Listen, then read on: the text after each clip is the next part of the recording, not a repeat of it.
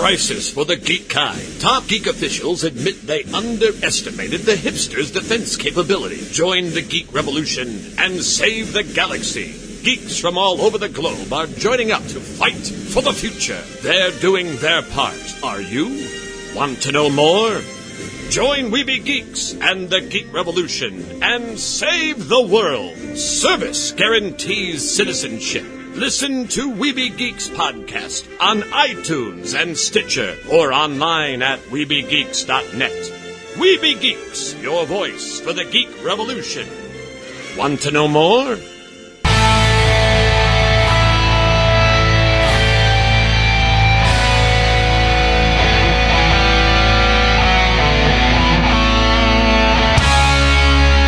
Speak, the definitive 365 cut. These are the meaningless ramblings of a Scottish redone whore and a pissy ex-video store clerk. Their ongoing mission is to set right the movie wrongs. They're gonna need a bigger podcast.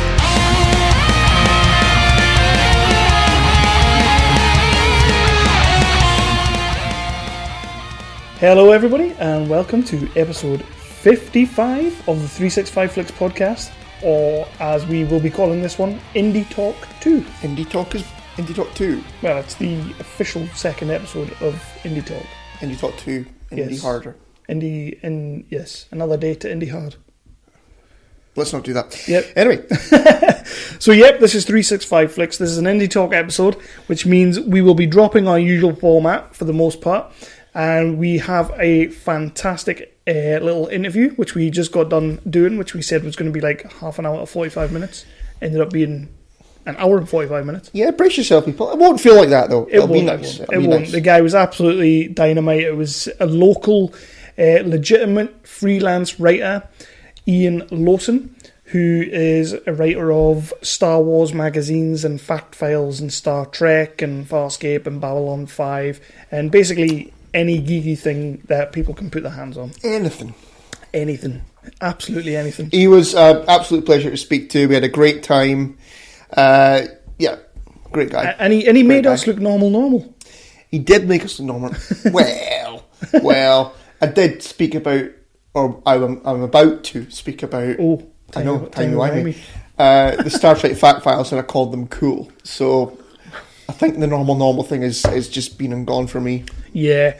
You may notice by the sound quality, which by the way is still awesome, that we are in Studio B again, which is nice. Studio B, I like that. Studio B, Studio A, Studio B, Studio A. That was a Wayne's World joke. So we'll be getting on with that interview in a moment. But first, you can find us on the Tangent Bound Network, the Wicked Nadio, Sharknado website. Just to give everybody an idea of why Kev's speaking like a spacker, he's had about 6 cups of coffee. Yeah, the coffee is very... I'm working early in the morning, so I had to go coffee instead of Magners. It is not going well. Yeah. I am buzzing. My eyeballs feel like they're about to pop out my head. I put some cocaine in there as well for you. Did you? Yeah. That's very nice. You're very welcome. Thank you very much. Nothing but the best in my house. So you can find us on the Tangent Bound Network, which is ran by the lovely Mark. You can find us on the Wicked Radio Network, which is ran by Big Sexy Dev. You can find us on nerdly.co.uk. Nerdly. It's usually you that fucks this up. Not for a while, because you took over that section from me. And if you can find your way over to nerdly.co.uk, which I've just given you the address for, so you've got absolutely no reason not to, you will find some of my little snazzy reviews that I've been writing. Uh-huh. Nerdly is cross-posting the reviews I'm doing on 365flixpodcast.co.uk, which, again, get yourself on there, because it's an awesome, shiny website with lots of reviews and stuff. And shiny things. We are also on Geeky Antics Network Global, ran by Yoma and We Be Geeks. Want to know more? Do you want to know more? I'll probably put that at the start of the episode. What was that accent? Yeah. That's all the places you can find us. We're on Facebook, we're on Twitter. Just look for 365 Flicks Podcast. We're on iTunes. We're on all these snazzy third-party apps. Just go and find us, 365 Flicks Podcast. Can we get on with the show, please? You're the one that's rambling on. I should totally drink coffee more often. I don't think you should. I don't think you should, because you're speaking like that, you're speaking like that, you're speaking like that. Am I like a kid with ADHD? Lucky.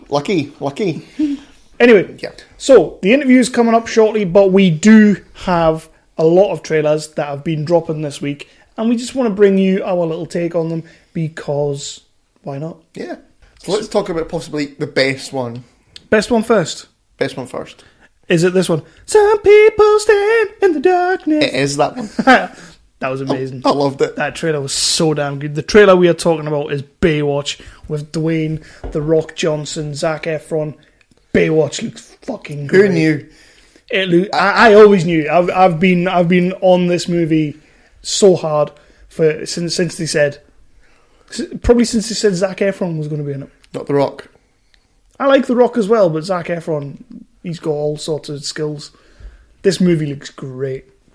It does, doesn't it? Is it better than Zac Efron or Ben Affleck's bum in the shower in Batman vs Superman? Affleck's bum in the shower. I thought you would say that. Yeah, definitely. You did say you worn out your Blu-ray on that. I have one on my Blu-ray.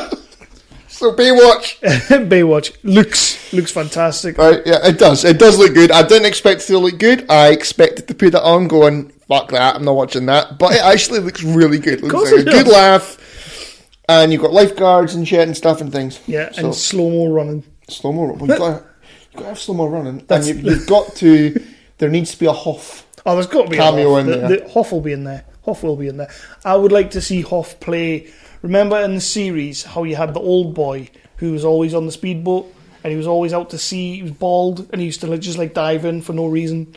I'd like to think Hoff's going to play that role in the movie. Do you not think he'll be playing just an old decrepit Mitch Buchanan? I hope not. I hope not. I want the Hoff to be that guy on the speedboat in the middle of the sea. Or maybe just like a homeless guy. I want him to be the guy on the speedboat in the middle of the sea. A homeless guy, like, going through the bin looking for a hamburger. No. That would be quite good, actually, yes. Or, like, standing there singing, like, some song about the Berlin Wall. I've lost my edge. No, never that. I've lost my edge. So, yeah, Baywatch looks fucking great. I cannot wait to see this movie. Yeah. As you said earlier, it looks like they've hit some sort of 21 Jump Street sort of angle with it, which worked for Jump Street, so hopefully it's going to work for Baywatch. I don't think there'll be any sort of, fourth wall. Was there any fourth wall breaking in Jump Street? Not really, no. No. It was a meta thing, though, wasn't it? It was aware of the movie that it was and that kind of thing. They didn't actively break the fourth wall, though. They sort of just they mentioned the fact that it was a movie. Yeah. It was a sequel. Anyway, so next trailer, War for the Planet of the Apes. This one just dropped today, was it?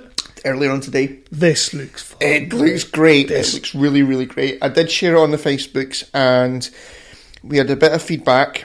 Oh. Because I said, this looks really, really good. It's shaping up to be a good year for the cinema, 2017. It is. And we had a bit of feedback, some nice, well thought out, structured. He clearly put a lot of thought into it. Talking about Blake, who replied simply, no. No. Well, Blake's wrong. That was it. So just no.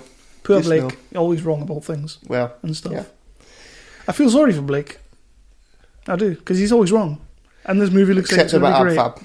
Except, no, definitely about Ab-Fab. But War for the Planet of the Apes looks amazing. I cannot wait to see that movie next year. I mean, to be fair, I loved the first one with Franco. I did really enjoy it. The second one was way better than the first one. Do you not think so? The humans didn't really do much for me in the second one. The humans were basically like the Jai McCourtney of the movie. Jai McCourtney? I went there. You did go there. That's not allowed anymore. The humans were the Jai Courtney of the movie. Like, they were just there. Well, Gary Oldman was wasted like fuck. Yeah. And the other one was just him out of Terminator Genesis. He's wasted in everything. He's just generic and shit. Yeah. He's Jai McCourtney. He's the new Jai McCourtney. So he's the new Jai McCourtney. Yeah. He's the Jew Jai McCourtney. Okay. The Jew McCourtney. What was coming over? Wow. I haven't had coffee. I've just had beer. Anyway. But yeah, super looking forward to this. The further adventures of Caesar. Mm-hmm. So let's just crack on with the next one. Transformers: The Last Night. Pish. Come on. Utter pish. Are you not telling me you cannot wait for some ultimate bayhem? That is literally my new favourite saying. Total bayhem. I thought this movie looked great, and you can't tell me that the start of the trailer with Anthony Hopkins as Churchill giving his little speech, it gave me the heebie-jeebies. I was totally in there. I can tell you, and I will. It was crap. Bayhem. Bollocks. Lots more explosions, lots more Michael Bay. Can't wait to see this movie. Nope. Yep. Nope. Yep. The Mummy. Yeah. Did you watch it? I didn't actually watch it. I didn't actually watch it. It's just Mission Impossible with a mummy. Does it need more Brendan Fraser? It needs a lot more Brendan Fraser. Is Brendan Fraser in it? No. Not even as the Mummy? No. Mummy's a woman. Who's playing the Mummy? Aaliyah? No, she's dead. She's dead. She dead.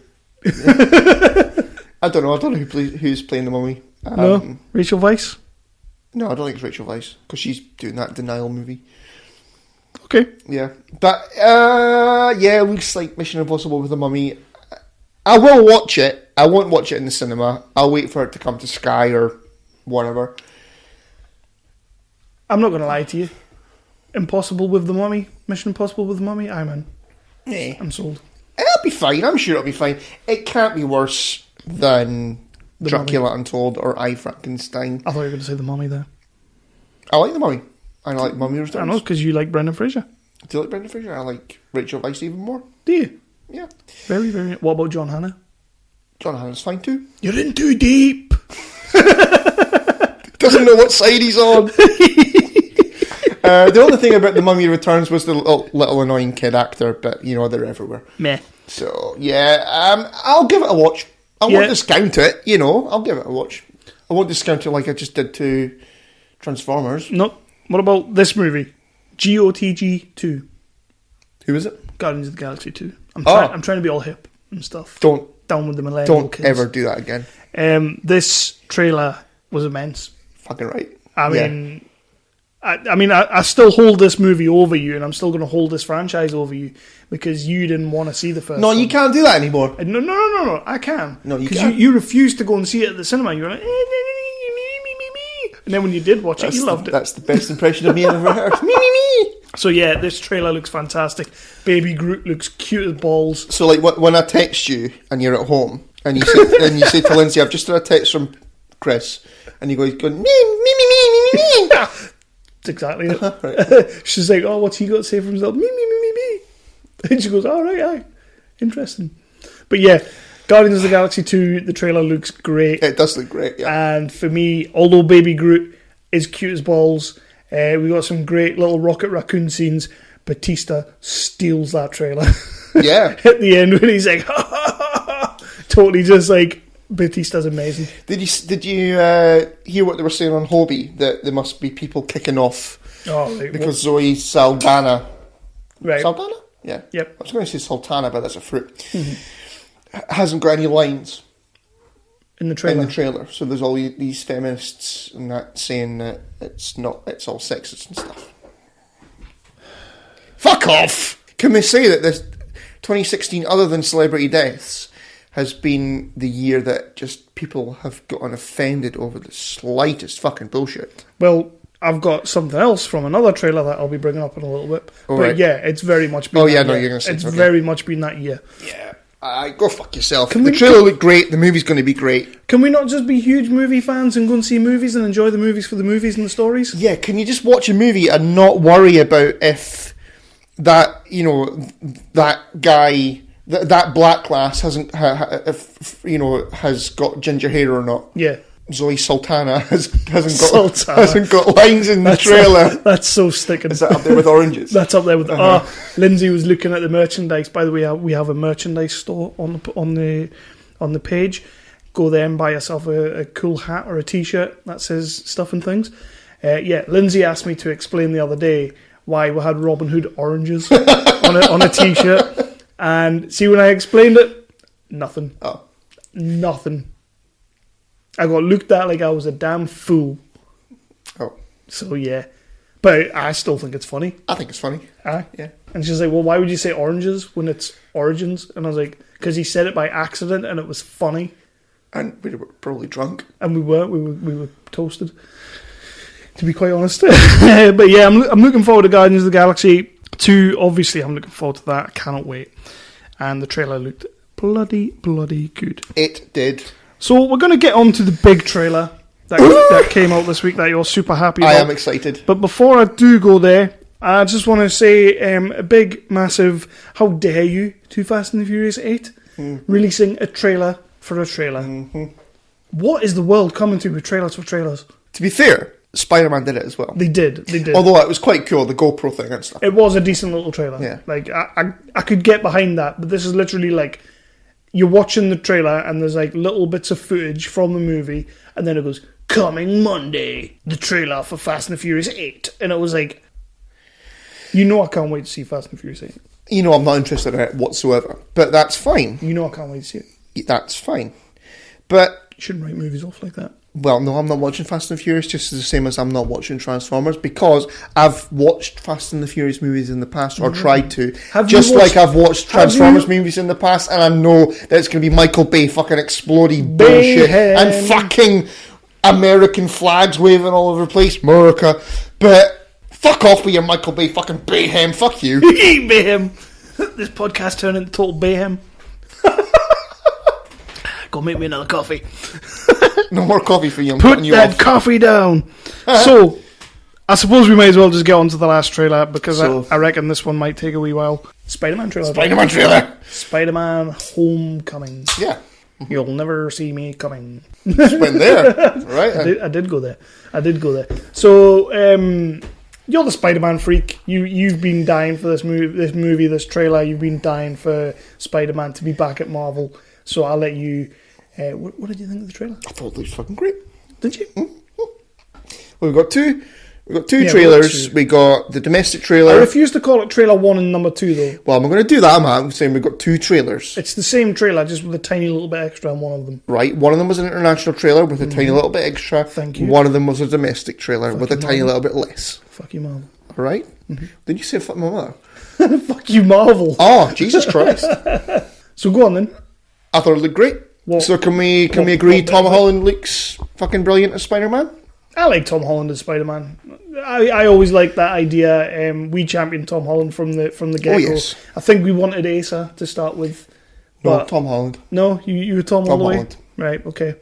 I wanted Asa to start with, you didn't. Well, you were wrong. Asa had the same sort of shape head for the Spider-Man mask. Brilliant. So it just made sense to me. Or just a head. No, he's got like a proper little like weird shaped peanut head. Whereas Tom Holland's got a normal shaped head. A normal. Yeah, normal. Yeah, okay. But yeah, Tom Holland, I'm down for that. He was good in the little part he was in Civil War. I'm sold on Tom Holland. So Tom Holland, the scenes with Tom Holland in the trailer we're fine with. What did you think of the scenes? Although, quick little side note. I refuse, like a friend of ours on another podcast, Imran, said that Tom Holland is this generation Spider-Man. I refuse to say that right now, because to be perfectly honest, I still think Andrew Garfield should have been given another shot. Yes, he should have. I agree with you completely. But I haven't seen Homecoming, so I'm gonna stay off that just now. That whole thing was a just complete clusterfuck. The whole thing with Sony and Spider-Man, they had no idea what they were doing with it. I think that Andrew Garfield got himself in trouble for saying that very same thing. That because he was, as with Tom Holland, and I think we've commented on this before, that you could tell Andrew Garfield was passionate about the character of Peter Parker and Spider-Man. He was enjoying himself. And he was having the time of his life, and you get that impression from Tom Holland as well. But you could tell that there were frustrations there with Andrew Garfield, who just wanted to make a Spider-Man movie, and they were trying to universe build, I still stand up for Spider-Man 2, Amazing Spider-Man 2 even. I think if you ignore the whole universe building shit, because know it ain't gonna happen. No. So if you just relax and just think of something nice and swingy, gently ease into it. Exactly. Then I think you can enjoy that movie for what it is. Yeah. It's Spider-Man going about. The graphics look nice. Electro looks fucking cool, and Gwen Stacy dies at the end. And it's pretty much panel for panel how Gwen Stacy dies. Exactly. So it's, exactly. They did it justice. So I agree with you completely. Andrew Garfield was he was done over with that whole thing. Sony fucked her up, but we're not talking about that anymore. Nope, because we're not. It's back with Marvel. We've got a new Spider-Man and a new Spider-Man movie. It's having its homecoming. Exactly. See what I did there? Mm-hmm. Thank you. I think probably the guys at Marvel thought of that before you did. Pricks. Mm-hmm. So what did we think of Michael Keaton? I didn't really see enough of him. He looks sinister enough. We saw a little glimpse of the Vulture. Yeah, I kind of... and I know I said it on the Facebook, but I did genuinely think of Birdman when he came out in the Vulture uniform. I kind of just thought, I've already seen that in Birdman. He didn't have a costume in Birdman? He did. Did he? He did. He had scenes where Birdman was behind him when he was walking down the street. And it just looked like Birdman. But I've only seen that once, to be honest. That's fine, though. Whatever. People are going to draw those comparisons. Me. He looked alright. He looked good enough. It's Michael Keaton, so I'll give him a go. Yeah.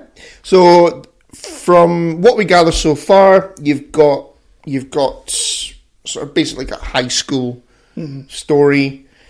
You've got... Do we, though? Do we? Because everything we've had so far is like, this is going to be like a fun Marvel movie, which is fine. Spider-Man should be fun. They've all been drawn comparisons to John Hughes movies.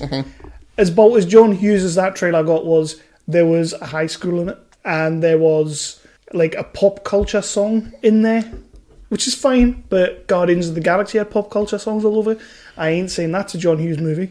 So, how is this a John Hughes movie? I didn't say it was the John Hughes movie. No, but a lot of people are saying this, and it's literally People say a lot of things. It's just because like there is a scene with a high school. Well, we just talk about the trailers. Okay, then. we'll talk about the trailers. Not talk about what people on the internet are saying. I'm getting on my soapbox. Because most people on the internet are arseholes, as we know. I'll agree with that. Yeah? Okay, fine, tidy. So, we've got some scenes in a high school. Yes, and they're making doing, it a John Hughes movie. They're doing homecoming-y things and putting signs up and, all that kind of stuff. I like the look of Zendaya. Who's she playing? The kid that was in the Disney movie. She was sort of like the gothy girl. And I'm going to get ripped apart here because people probably know exactly who it is, but I don't know. But she was on the table across from them saying, Peter Parker, you're such a nerd. And I was kind of like, I quite like the look of her because she looked a bit gothy and slutty and yeah.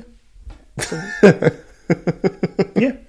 I don't know because it's just a trailer. I don't know.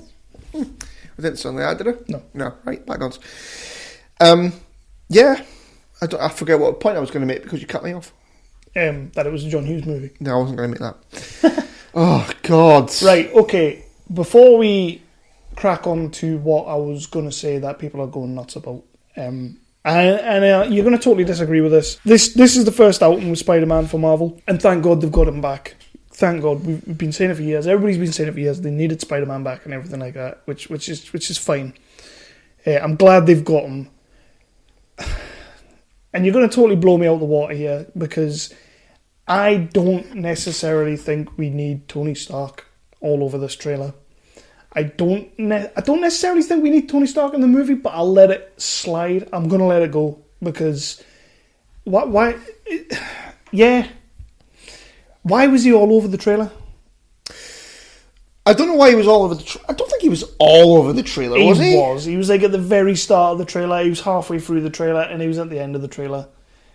Well, you could say that it's back with Marvel Studios now. Yes. And we're not going to... let's pretend that people out there haven't read all of the comics. Okay. They haven't read Civil War before. Because there are people out there that haven't. Normal people, for example. It wouldn't matter because the movie didn't follow that, so... Exactly. But let's just pretend for a second that not everybody has read all of the Spider-Man comics ever. Okay. So there are people who have just seen the Marvel movies, right? Okay. So these people have seen Spider-Man for about, 20 minutes? Yes. 10, 20 minutes of screen time? I'd say about 8. And how many minutes of screen time have they seen of Tony Stark? Too much. Not too much. Fuck off. Way too much. But you could say that they're bringing Spider-Man in, who, if people haven't read comics and, aren't as familiar with Spider-Man as they should be, because fucking idiots, then a way to bring Spider-Man into the Marvel Universe family would be to put Tony Stark in there, because you saw Tony Stark... Wait a minute. You saw Tony Stark interacting with Spider-Man in Civil War, which was his introduction to the thingy. So in the comics, you've got a lot of interaction with Tony Stark and Iron Man. You fucker. Iron Man builds the Iron Spider costume, which is cool as fuck. The Iron Spider. Iron Spider, I apologise. So Iron Man builds the Iron Spider for Spidey, which is really cool, and I kind of get the feeling that's where they're going with it. Yeah. So Tony Stark needs to be in there. No, like I say, I'm fine with him being in the movie. I didn't need him being all up in the trailer, like in every other scene. I wasn't. It's a pet peeve. It's a pet peeve because I would like to think that Marvel has enough faith in what they're about to do with Spider-Man that they didn't necessarily think, right, we need to throw an Avenger into this movie. We need Tony Stark in this. I would like to think that, but it screams we need Tony Stark, or Robert Downey Jr. isn't making another Iron Man. We might as well put him in this. Mel Gibson gets his finger out. What? We spoke about it on the last episode. What about Mel Gibson? That he wants to make Iron Man 4. This is Iron Man 4. Judging by that trailer, it's not fucking Iron Man 4! Plus, bloody Civil War was Iron Man 3.5. It's Captain America. Well, no. You had Iron Man 1, 2, 3. Avengers 2 was basically Iron Man 3.5. And Captain America was basically Captain America 3/Iron Man 4. I feel like I'm having a conversation with fucking Carol Vorderman over here. So I think it's because they're wanting people to feel, because of all, maybe because of all the shit that's been going on with Spider-Man movies, with Sony and the fuck-ups and the bloody horse hockey. I don't know where that came from. Hogwash. I don't know where that came from. Maybe, just maybe, they're thinking that people are familiar with Tony Stark, they're familiar with Robert Downey Jr., people who have doubts about the Spider-Man character. Oh, another Spider-Man movie? Really? Do we need another Spider-Man movie? Well, fuck you. He's back in the MCU, or he's in the MCU finally where he belongs, and Tony Stark's right there with him. It's fine. It's safe. It's a fucking Spider-Man Marvel movie. Relax. Don't worry about it. We've got you. Let's be honest. It is safe, and that's what Marvel do best. Safe things. They do not take a risk. So how the fuck can you say that they don't take a risk? When was the last time Marvel took a risk? Guardians of the Galaxy, Doctor Strange, Ant-Man. They're not risks. Fuck you, they are so. You said that yourself, you massive prick! They're calculated risks. You said that yourself when you were selling fucking Guardians of the Galaxy to me. You said that it's a risk movie, and the fucking risks that Marvel take always pay off. You said that yourself, you fuck. I'll give you that back. You copy-paste fucking cheap bastard. I haven't seen Doctor Strange yet. Well, you should. So I don't think that's a risk until I see it. Well, of course it's a fucking risk. It's all Benedict Cumberbatch. It's all fucking trippy and shit. He's like the hottest guy on the planet right now. No, that's The Rock. You're just talking about muscles and stuff. People in 2016 have got a lot of sand in their journeys, and there has been a lot of talk on the interwebs, about the fact that they have taken, apparently, I don't read the comics, I haven't got time for Spider-Man comics, I'm all about Rebirth, so, stuff and things. But apparently, the main character, Peter Parker's best pal, that he stays in the bedroom with, is a Miles Morales character from the comic books. So now people are saying you can't have an African American Spider-Man, but you can take his pals and give them to Peter Parker. This is the thing. Again, this is the thing. Just the fact that people get nuts about stupid bullshit. Well, again, how about you just shut the fuck up and relax? Not you. Well, you were just shouting at me a minute ago. Well, because you deserved it then. You don't deserve it now. Now you do deserve it. I'm shouting at you again. I actually feel quite threatened. Well, we have a very nice interview to go on to in a minute, and I don't know how to segue into that because I feel like you're going to punch me in the face. I might. Sweet. I've been waiting 55 episodes for this, and so have the people listening. Yeah. So, how about these people just relax, and they've just brought Spider-Man home, so how about they just relax and let them tell maybe a story where Miles Morales comes into the fucking MCU. Mm-hmm. How about you just bloody well chill out and relax and let them tell you the Spider-Man what about Spider-Gwen? Story. Do you want Spider-Gwen? Do not want Spider-Gwen. Spider-Pig? I want Spider-Pig. Spider-Pig. Spider-Pig. Thank you. No, it's not Spider-Ham. Spider Pig. Spider Pig. No, is that not the Does Simpsons? whatever a Spider Pig does. Can he swing from a web? No, he can't. He's a pig. Right, so I'm done with trailers. On that note, that was, I got nothing. Anyway. I got nothing. So we're going to roll on to the interview right now. I will play a quick musical interlude, and the interview will come on. It is a great interview, such an interesting guy to speak to. He was awesome, and I think you're going to enjoy it. Yes, you are. And we'll be back at the end for a little goodbye thing. Yes, we will. The package is of the highest priority. This is a potential nation breaker. Is the target in the city? Somewhere in Barcelona. The various criminal factions will be looking to get their hands on it and... Yeah, and sell it to the highest bidder. We're joined now by Iain Lowson. Am I saying that right? Got it right. Wow. Nobody gets it right. It's always Lowson. Lowson? Yeah, Lowson. Right, so basically, as everybody who's been listening to the 365 Flicks podcast knows, that as a podcast, we're reaching out to people in the local area who we want to try and push out there a little bit and get a little bit of exposure, and for us as well, because we're selfish. Recently, we had the Damp Night Improv guys on. We had a singing sensation. Can I call him Sensation? You just did. I think you'll like that. Andrew Valentine was on. But tonight we have a legit freelance writer, Iain Lowson, who has written for the likes of Star Wars, Babylon 5, Farscape, Star Trek, and many, many, many, many, many more. Many more. As I said to you before we started, I looked at your LinkedIn page and some of the things you've done, and I went, I have no idea where to start here.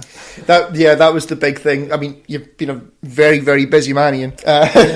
When I sent you a connection request the other day on LinkedIn, and then I started reading through everything, I was like, oh my god, where are we actually going to start on this podcast? But you've not only done the likes of your Star Wars magazines and things like that, you've worked from time to time in the gaming areas, writing for game companies like Ubisoft, Midway, and Relentless Software. Mm-hmm. In all that time in your career, you've also had the chance to write an RPG. I'm going to really come off as an idiot here. How would you describe Dark Harvest? It's basically the Dark Harvest thing is all about one central question, which is what would have happened if Frankenstein had got it right. Right. And then it goes into European history and how Frankenstein could have possibly sort of put together a country in which he could just quietly get on with what he was doing. Mm-hmm. And what would that country be like? And, what kind of pressures would be on it? And, if you had a situation where someone could come along and offer you effectively eternal life, mm-hmm. but then you start offering that to Victorian industrialists. Okay. With their particularly unique brand of morals. Oh well. So we kind of pitched it as a horror game. Yeah, we're used to that now. Dogs growling at my feet. No, that's a snore.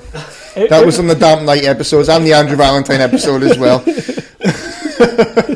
Yeah, so it's basically it's a horror game, but it's also, there was a lot of social commentary in it as well, right, about basically rich people feeding off poor people. But I made it sounds good very, to me. Very literal. So you just took the ball and ran with it? Yeah, pretty much. Like I just said, you've had a hell of a career so far, so the first question I have to ask you is basically, we're very bad at introducing people, so how about you introduce yourself a little bit and tell us a little bit about what you do, and then we'll get into it. I'm a freelance writer. I've been writing now for over 21 years in January. And it's one of these things, you look at the credits and stuff and it sounds very exciting, but basically I'm a man who sits in a shed and a keyboard typing, and that's where the romance kind of leaches out and disappears. But yeah, it's good fun. I write for Star Wars magazines. I do occasional forays into video game writing, and written a role-playing game. Currently working in a comic book with a friend of mine. So yeah, all sorts of bits and pieces. A comic book?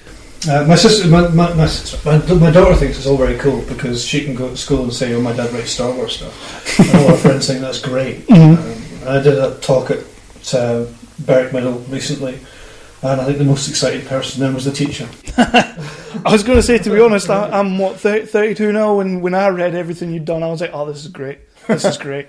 Like, this guy's just right up my street right now. This is what we need to be talking about. I'm not right up his street, right? I'm sitting some distance away from him. I don't know the message you sent on Facebook. I thought maybe that was going to be an option, but I didn't see any varnish when you came in, so I thought, well. And yes, we are more like Graham Norton than Parkinson. Well, now we are. We are after that. So let's talk about the Star Wars magazine then, Ian. So what's all involved in writing for the Star Wars magazine? Well, we do. I mean, basically, to explain a bit more background, I write for a company that makes the magazines for another company called D'Agostini. D'Agostini are an Italian publishing house who do what are called partwork magazines, and you see them every January. They're launched, and it's you collect bits of one of the ones I do is the Star Wars helmets. I did see that. We just finished the Build the Millennium Falcon thing, over 100 issues. We're about to go on to doing Build Your Own Half-Sized R2-D2. That launches in the next few weeks. What? just Kev's about to sign up for every single one of those. Are these the magazines like you get the first one for like £2.99 and then it goes up, right? Aye. And basically, you spend the next 2 years collecting bits and pieces, and you end up with a collection or with an item.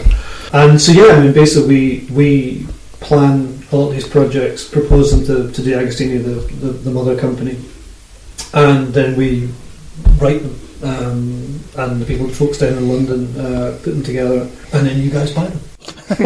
And we do. It's basically I spend a lot of time locked in my little shed researching, and we get the opportunity to we get a lot of feedback from the guys at Story Group at Lucasfilm and the editors at Lucasfilm, and it's great working with those guys. God, it's a joy. It's weird because there are days when it's just a job, and then you kind of I don't want to sit in the shed and write, and then someone says, "Yeah, but you're writing about Star Wars." It's like, yeah. And to be able to sit there and say, I'm speaking to people at Lucasfilm, so blasé the way you say it, that is pretty badass. After 20 years, it's like, but no, it's a great thing to do, and I was surrounded by ridiculous amounts of Star Wars books as reference and stuff, and so how terrible life. How did that actually come about, though? How did that did it just fall into your lap, kind of thing, or? Well, it was two things. I didn't want to work in a shop anymore. I worked before I started the whole writing thing. I worked in actually it's a pretty good shop. It was Sudden Wonderland Models in Lothian Road in Edinburgh. No, I don't know that one. I worked in there, and I'd just done a Christmas there.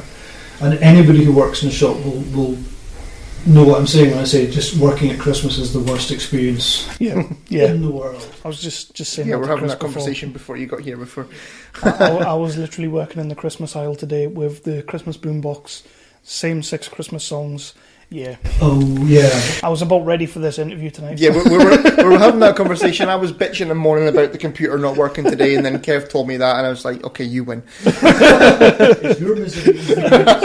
So, yeah, I know what you're saying. No, so I just decided I didn't want to do that anymore. So I thought, right, what can I do? So I decided to writing. So I bought the SFX magazine, didn't have a toy model column. So I just contacted them, and I said, and I bluffed it. I said, I work in this toy model shop, we have all these reps coming in, we get told what's coming, do you want this column? And they said, yeah, go for it. So I hung up the phone, and I was like, I don't know what to do. So I made it up as I went along, but literally I finished that phone call to them, and I immediately picked up the phone to Titan. Yep. Because I saw they had a Star Wars magazine coming out, and I said, can you put me through to the editor? And they went, yeah. Which shows you how long ago it was, because nowadays you'd never get that. Yeah, exactly. And I spoke to a guy called John Freeman, who was my first editor, and he was brilliant. I said to him, I've got this regular monthly column with SFX magazine, which I'd had at that point for about 30 seconds, and I hadn't written a single one of them. And I said, I've got this regular monthly column. Obviously, I've got a little bit of spare time in between stuff I'm writing. Which was true. I had a lot of spare time in between stuff I'd never actually got around to writing yet. Do you have anything I can do for Star Wars magazine? I'm a big fan. And he said, yeah, cool, we've got this thing where you try to basically find out what actors have been doing since they've been in Star Wars. Can you do that? I was like, yeah, of course I can. Yeah, that's no problem. That'll be dead easy. Hung up the phone. What do I do? Because I had no idea how to contact these people. I mean, how do you contact a Star Wars actor and say, excuse me, what do you do? I can't imagine what it was like then, but right now it's like getting Fort Knox. Yeah, I mean, then it was a bit easy because this was back in the 90s, so we were at that big hiatus period. Nothing was happening apart from the books.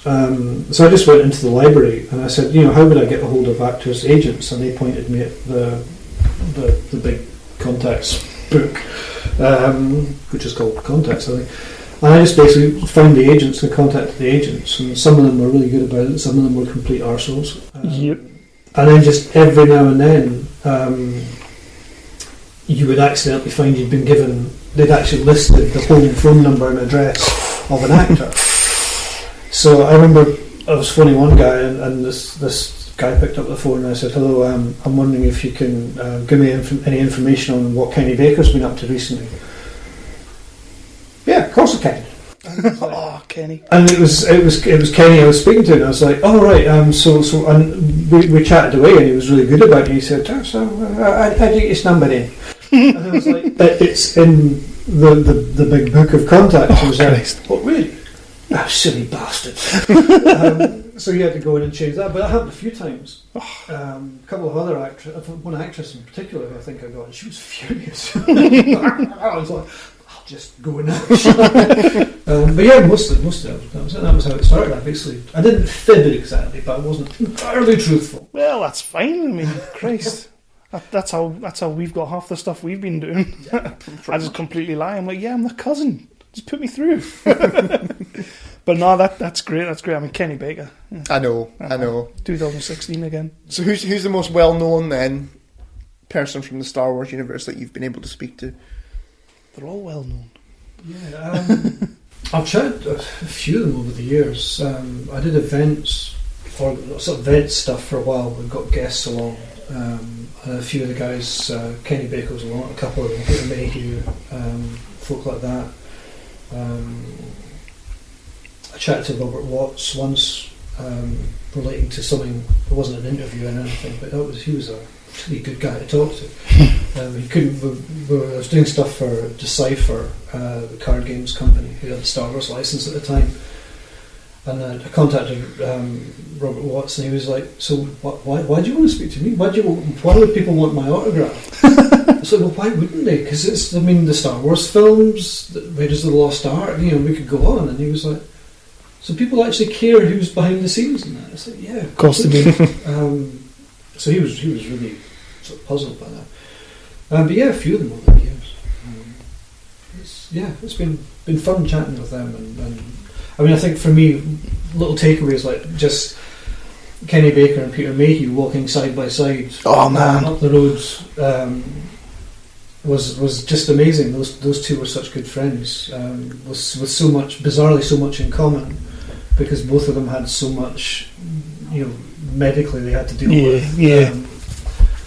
Because of who they were, so yeah, seeing them together was just the best thing in the world. And Kenny's Shaggy Dog stories. Wow, just 20 minutes of the rudest humour. Aye, from Kenny Baker. Oh man, he was 70s man. He was 70s. We were. He was booked for. Was it this year? It was supposed to be Newcastle. He was booked in November, for, wasn't it? Newcastle Showmasters, the film and Comic Con this year. We were desperate to see Kenny Baker, I have to say, and exactly what happened, So it was a bit of a shame not seeing him, but what can you do? But we were looking forward to that, and he wasn't there. But we saw Chewie at Glasgow, but we didn't get to speak to Chewie. Yeah, he was very, very popular. Yeah, couldn't get near him. Well, it's funny because I met a lot of them the first time at a tiny wee event in the 90s. Down one of the London suburbs, and it wasn't quiet, but I mean it was a little village hall, and there was Dave Prowse was there, and Kenny was there, Don Henderson was there, Jeremy Bullock was there, and like I say, just this tiny wee village hall place, and a few hundred folk. It was a nice little event, but now it's crazy now, isn't it? You get these huge meat markets where all these actors come along and people get 2 seconds with them to sign something. Back then, you got the chance to talk to them. Find out what it is they wanted to drink, and you stack them up beside them. Did you ever get to ask David Prowse what he thought of George Lucas? Because that was illuminating. No, I never got much of a chance to speak to Dave. The first time I ever was at the area with him, he was going off on one at some guy who defended him, and I just thought, I'll tell you what, I'm not going to go over there.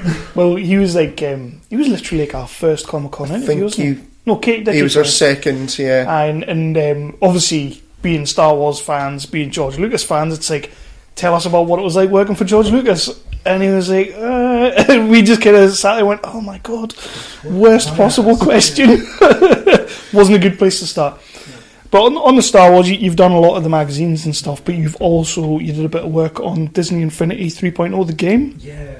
Because obviously you've done some game work, and we'll come back to that in a little bit, but what was that like, writing dialogue for the characters for the game? Do you know the biggest single thing about writing that game was it was the first time I've ever written, a long time ago, in a galaxy far, far away, and I tell you, the goosebumps from finally being able to put those words down on paper. Amazing. Actually, that... So you actually got to write the opening crawl for the... I did a draft of it. That was a weird.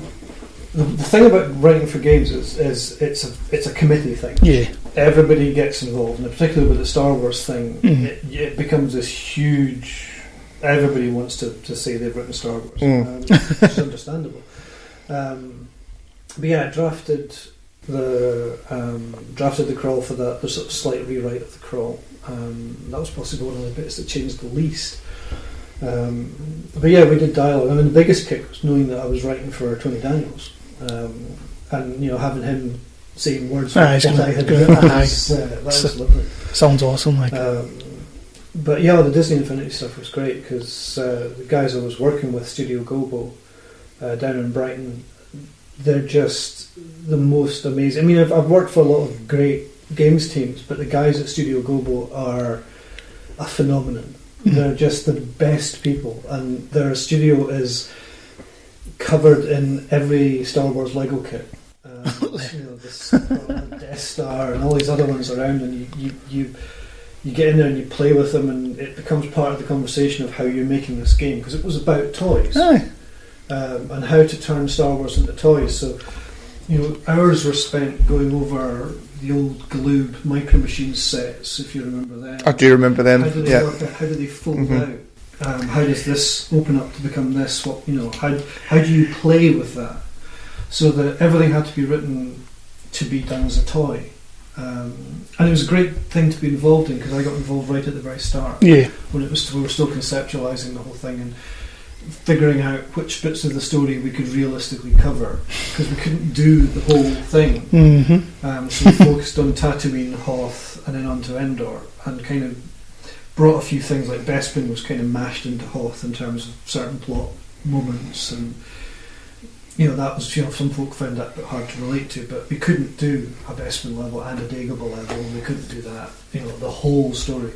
So we ended up with something that was really quite tight and worked quite well. Why couldn't you? Because with all these things, it's a matter of which resources can you... Because we only had less than a year, I think, to develop that game, and we were sharing resources across different branches of the company, because a different branch of the company were doing Tatooine from the Clone Wars. Right. I thought you were going to say like LucasArts was like, no. No. They were, if anything, they were really encouraging. And they were saying, can you do more? Can you do this? And it's like, well, realistically, if we had another year, yes, we could do that, but we don't have that other year. So we were also doing space sections in between, doing the Death Star attack and that kind of thing. Nice.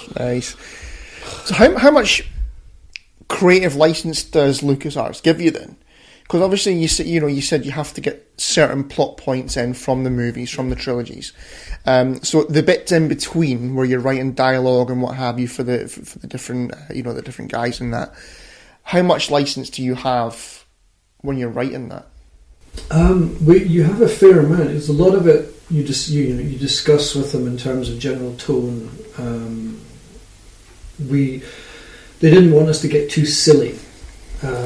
Silly stuff tends to be the domain of Lego. They can do whatever they like. Yeah, Lego, it is a bit mental. So we were asked, the thing that they said to us, which really rocked us back and made us think, oh, actually, that's a very good point, was they said, look, the thing you need to look at is, what if this game is somebody's first contact with Star Wars? What if this is some kid who likes Disney Infinity, who's never seen a Star Wars film, and they get your playset for Christmas? If that's their first contact with Star Wars, are you being true to it? And we just kind of went back to the thing. Okay, that's gone. That's that's rubbish.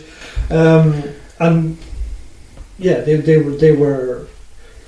There's a lovely thing about the guys at Lucasfilm. They can, people like Leland Shee and Pablo Hidalgo and stuff can boil down an issue, boil down something you maybe haven't thought of, and they can drop it on you in one very succinct question. Had you thought about that? And you'd be like, I feel so stupid right now. I hadn't thought about that. And then it just changes everything you do and makes it so much better. And that's right across the board, from Disney Infinity to the magazines to everything. Yeah. That's why I'll say, people say, oh yeah, of course you've got to say how great it is working with these guys. And it's like, no, I don't. They're genuinely that good. Yeah, it's fantastic. So yeah, you get a lot of latitude from them, but at the same time, they are the keepers of the flame. They know what works and what doesn't. Yeah. And particularly nowadays, it's amazing. I've been working on Star Wars stuff since the 90s, and I can see right now that the team they've got in place are the best people I've ever worked with. They're just really, really good at what they do. They certainly seem to have, their ducks in a row type thing at the moment. Anyway, yeah. You would hope. Well, you would expect so. You would expect so, yeah. But I mean, look at the work that and it's obviously owned overall by Marvel, by Disney. But look at the work they're doing with Marvel. Marvel have had. Yeah, I think Disney's like the overall, but they seem to be letting them do their thing, which is the main thing. Which, as a fan, is what you want. It is what. Yeah, you don't want the evil mouse going about. So with that said, as in like giving the fans what they want and all that, how hard is it at times? Is there like an extra layer of pressure when you're writing these Star Wars like adaptations, like the game, the magazines, like to get it right? Do you ever get a little bit sort of what are they going to think? Yes. Simply yes. Next question. No, the guys are. Just because I know how hardcore we can be at times. I mean, you're never going to get it. You're never going to. First of all, you have to accept right from the outset you're never going to please everybody. Yeah. There will always be that guy. Usually me. There'll always be the one. In episode 47, you did. You're going to have that guy, and those kind of guys are great. I rely on them quite a lot because they're the ones who say, "Okay, you missed that." You're like, "Oh, stupid! I knew that. Why did I miss that?" And they can be your lifesaver as much as they are the ones who are also the ones who can be your harshest critics. Yeah. But they are 1,000% invested in what you're doing, and you have to understand that and you appreciate that because, like I say, they're harshest critics and those are the ones you pay attention to a degree. We write for a universal audience. We don't write necessarily just for the fans. We have to write, and the magazines we produce have to be, again, that Lucasfilm thing of, if this is your first contact, it has to make sense. It has to be something that anybody can pick up. So we have to keep that in mind. So it can't be, you can't think, you have to think of somebody picking it up and what the hell is that? What the hell are they going on about, kind of thing? You can't fully geek out. It would be lovely to write for that 0.001% of the population, but they don't, even though they do buy the magazines, there's not enough of them to sustain. Definitely. Like that kind of emerged with the whole business of the old expanded universe, and people going, "Oh no, we want it back because we'll buy the books." Yeah, there's only 7 of you, and we need more than 7 people to buy these books. So those guys are your lifeblood, but at the same time, and they're the ones who do your word of mouth advertising and stuff like that. So we work a lot with those guys. I've had 3 of them working on one of the magazines recently, which was really nice. So Mark, James, and Tim, this is a quick call out to you guys. But yeah, generally speaking, we write for anybody to be able to pick these things up. Because it would be unfair not to. Well, yeah, that's a good point, because with the new movies that are coming out, you've got Rogue One coming out in about 6 days' time or something like that. Force Awakens last year. You've got a whole new generation being introduced to the Star Wars universe. And that was why when Force Awakens came out and everybody gave it a lot of grief, saying it's basically a New Hope wrapped in Empire, it's you kind of have to do that. Because there are a whole new, 30 years since the proper last one? Yeah. So it's like, you have to reintroduce that story, those characters. Don't give it so much grief. Well, we found this with Disney Infinity, because we thought, why didn't they release... Because with the Disney Infinity box set, they released the Clone Wars era playset first. We were like, wouldn't it have made more sense to do the original trilogy? But then there were kids playtesting down at Gobo who were like, "What's an AT-AT?" Yeah, Who's Darth Vader? Who is that? Oh, that's mental. Because we're all suddenly going, "Look, it's Darth Vader." There he is, Darth Vader. And they were like, "But who's Darth Vader?" give him a slap after. Why is Luke Skywalker fighting clone troopers? The clone troopers are the good guys. Oh man. And we were suddenly going, actually, this is...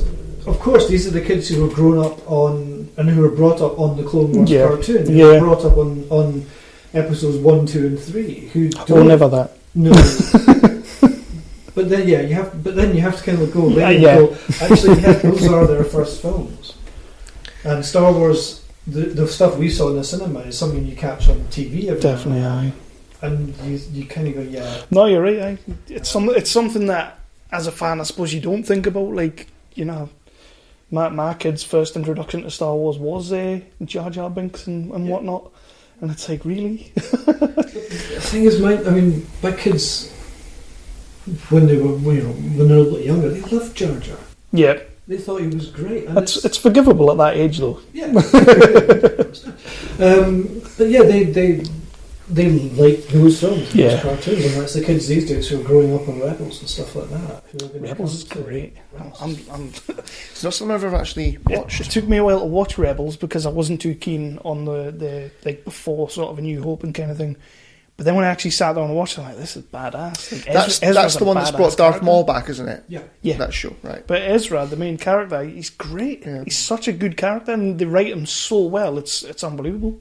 Yeah. I was kind of hoping he might turn up in Rogue One. Have you seen The Ghost is in the trailer? Oh. The Ghost is the latest trailer. Somebody has pointed out that the Hammerhead Corvettes and the Ghost, they're in there.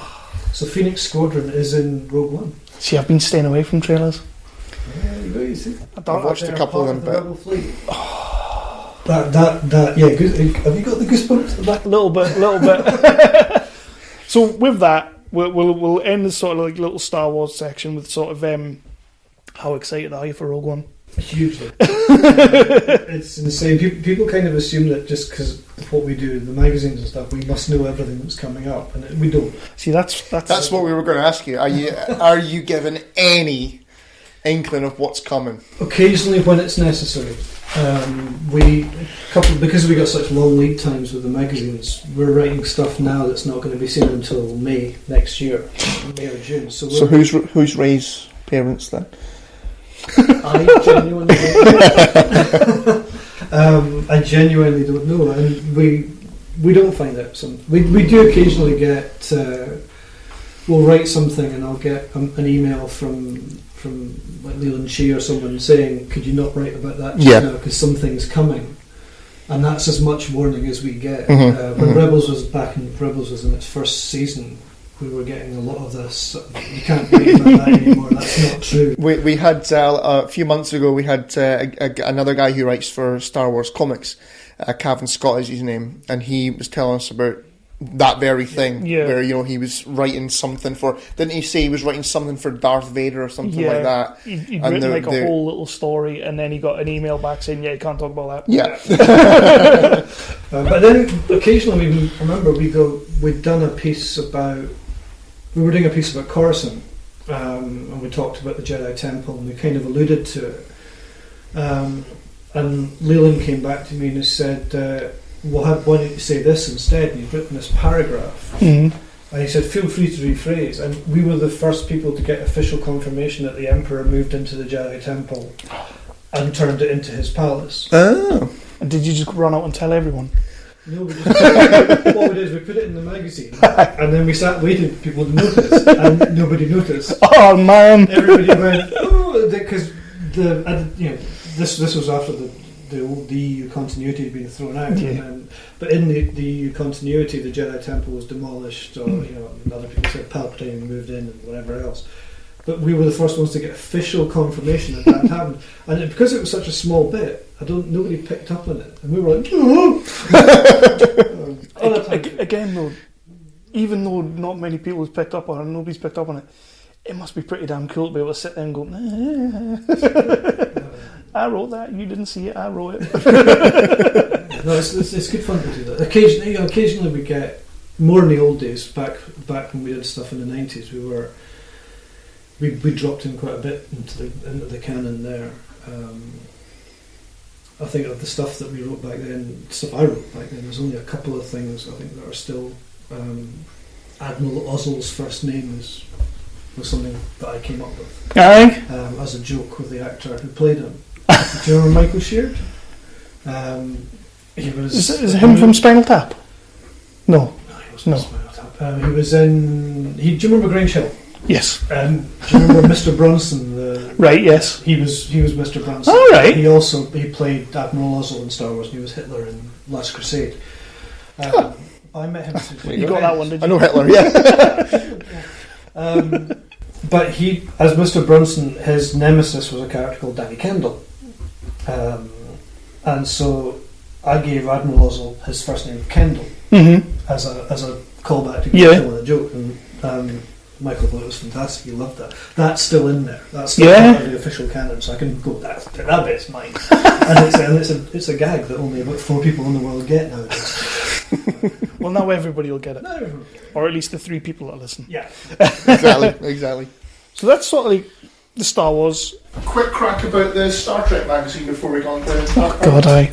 The one I collected, it was a weekly one, and it was like a fact file type thing. I wasn't involved. No. I know a few people who were, but no, that was a weird one. That magazine had a huge effect on how part works were done for sci-fi fans, because they got it so badly wrong. The issue with it was there was they just went on and on and on and kept adding more issues with no finishing date, and people got really pissed off about that because the guys collecting them wanted the collection, but at the same time they wanted it to stop. Yeah. That was very much what happened with me. Yeah. And I didn't throw them away. Yeah. My mum and dad moved out of the family home last year, and they were still at the back of the attic, and there was like 5 or 6 full folders of these bloody things. Basically, Kev, what it was, there was a thing about characters, there was a thing about villains and heroes, starships, different sections, and each week in each magazine you would get like so many things about the characters and so many things about the starships and all that kind of thing. That's the one I wanted to collect. But yeah, I wanted to know if you were involved with that one. But I wasn't. I know a few guys who were, and even they got fatigued doing it. Even they got to the point of enough. There was more stuff to write about, but a lot of it is an influential partwork, because a lot of companies including the one I want, always go, we can't do what Star Trek did, because it even now people will say this isn't going to be like the Star Trek. This isn't going to go on and on. I don't want it to do that. When is it going to stop? Yeah, it's quite important. It's a thing that we do now that is quite key to the whole Partworks thing. Is you now say to people, this will be in X number of issues, and then it stops. Because people are suspicious that once they're in it, they're going to get locked into the Star Trek experience. Yeah. That's great. So that's an actual, like, in that line of work, that's an actual, like, phrase. Don't Star Trek don't Star Trek it. Yeah. That's not to do what Star Trek did. Effectively, yeah. That's it's mental. It's a little sort of. It's just this wee warning in the back of your head. I suppose somebody has to do it wrong first, though. Well, that's it. That was it. But when it first started, it was cool. You know, it was. It was great. I mean, we did it with we did a similar thing. My first Partwork project was the Star Wars fact file, which was exactly the same. We divided it up into, there was history, or battles and events we called it, characters, which covered aliens and humans and whatever else, droids and technology, droids, weapons and technology, and then spaceships and vehicles. And that, you pulled out each section, you put them into their binders. But we said at the beginning it will only go for 60 issues, and then we got an extension. So okay, we're going to go to 90, and then they said actually we've got another extension. We kept people informed because we got the chance to do more because there was more material coming in. But then we reached I think 140 issues within them, and we're going to stop there because it's just not fair. We're not going to pull a Star Trek. Pull a Star Trek. I like that. That is pretty. So you wrote for the official Star Trek magazine? Is that what it was called? I did a couple of bits and pieces because it was all part of the Titan stable. So right. I did. I interviewed Gowron, whose name escapes me, which is dreadful because he was fantastic. I went up to Aberdeen to a convention he was at and let other people ask the questions for me to a point, and then I spoke to him afterwards, and he was fine. That's exactly what we do. Pretty much, yeah. If we're struggling for questions to go up and ask people when we've got the press passes, we just sit in a couple of talks and just think, oh, that'd be a good question to ask. Actually, bizarrely, elaborate. That's a behind the curtain thing there, right? The first interview I ever did, I didn't actually have anybody to sell it to, but I was at an event and an artist, Chris Foss, came along. And if you know Chris Foss at all, he was the guy. Sort of through the 70s, he did a lot of amazing spaceship covers for books, bits and pieces like that. He was one of the designers on Alien. He was credited with, amongst other things, the drilling platform, the Nostromo tools. But he did tons of other stuff because he was originally one of the artists working on Alejandro Jodorowsky's Dune. All right. Wow.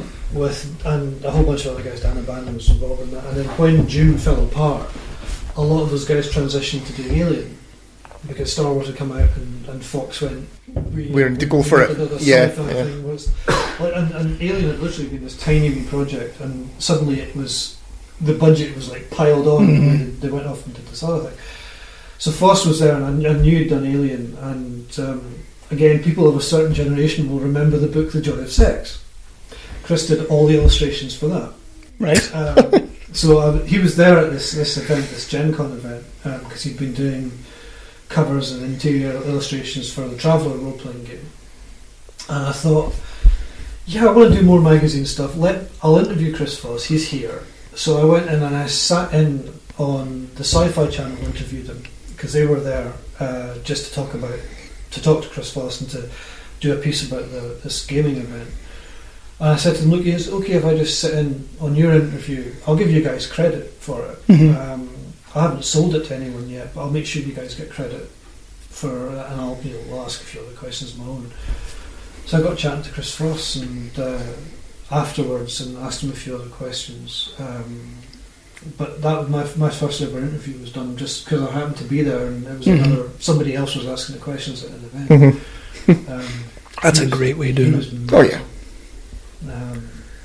He was going to do his next project that he wanted to do was I think he called it, was it Tits in Space? And he wanted to do this steampunk comedy thing set in a steampunk ship where you had topless Valkyries shoveling coal into the I'm furnaces. I'm sold already. And he, even he could see it was, it was a bit sort of, I don't think this is going to work, but it'll be great if it does. I think he still wants to do that. Well, Chris was very generous as well. Someone who didn't entirely know what he was doing. So, one of the things I really want to talk to you about, because I got really into this when I was reading up on your career so far, and I ended up watching a couple of YouTube videos which took up like my whole night last night, so I feel like I have to talk about it now, is Dark Harvest, the legacy of Frankenstein. This is very much your baby. It's been a project that you've had going for, from what I saw, about 15 years? Yeah. It's just one of those ideas that kind of popped into my head one day, and I could not I couldn't get it out of my head, and at the same time I couldn't figure out what I wanted it to be. Right. And as I said earlier, it was just this idea of what if Frankenstein got it right. Because in the original Frankenstein book, he rejects what he's done, and he sort of says, this is horrific, I can't do this. And he constantly backs away from it, and the creature keeps pulling him back in, and eventually it destroys him. And I said, well, what if it was the opposite way around? What if Frankenstein wanted to do more, and the creature kind of realised that it was this horrible thing and wanted to stop him? And it started off as this weird idea of Frankenstein and the creature sitting on the deck of a cruise liner with the blankets over the knees going, do you remember that time you tried to kill me when in the Arctic, and wasn't good times there, and I almost got you in Bavaria. Yeah, I read that, like that was a dream you'd had. Yeah, literally. It was just this weird idea, and I couldn't get that out of my head. Not bad dream, like. This is what do I do with this? And I thought about doing it as a book, and I created this idea of because I lived in Edinburgh at the time, and I had this idea of Edinburgh with a dome over the top of it, and everybody other countries trying to get in to get at what Frankenstein was doing, and that I kicked the idea around and realised it was rubbish. But the core of it was still there. This idea of Frankenstein wanting to develop his gift, and the idea that it's not what Frankenstein was doing was not a bad thing. But what other people wanted to do with it wasn't a good thing. Because a lot of medical technology is like that. It's a nice idea, but then plastic surgery is great. It rebuilds people who've had these horrible things happen to them. But then on the opposite end of that, you've got plastic boobs. Aye. You've got 12-year-olds getting all sorts. Because the weird thing, I did Camp America years ago. I was a camp counsellor in Upper New York State, in a camp called French Woods, which was a performing arts camp. All right. And which was just the most bizarre, ludicrous experience. I was 17 years old when I went out there, and it was like that. It was kids, really kids who were just kind of in the process still of growing up. Whose bodies hadn't finished growing, but they were getting nose jobs and cheeks done, and same. It was mental, and that kind of stuff was all feeding in there. And eventually, I thought, right, I'll do a comic book, or I'll do a book, and I started writing down notes on the background, and by the end of it I had these huge sheafs of notes, which was 12 inches thick, and still no idea of what I wanted to do with it. And then someone, a guy called Casala, was running this small PDF role-playing game publisher, and he put out a call for dark fantasy, and I said, no, actually what you want is dark, you want a horror game set in sort of 19th century. He said, "Oh, what do I? Yeah, you want that?" And here it is. So most of your career so far is you telling people what they want, and then you getting the job and you doing it. I like that. So even then, you were like, "This is the game you're looking for." And Casala was very patient, and he was great. But that particular publishing house fell by the wayside. But at the end of it, I had the core of what would be the Dark Harvest role thing.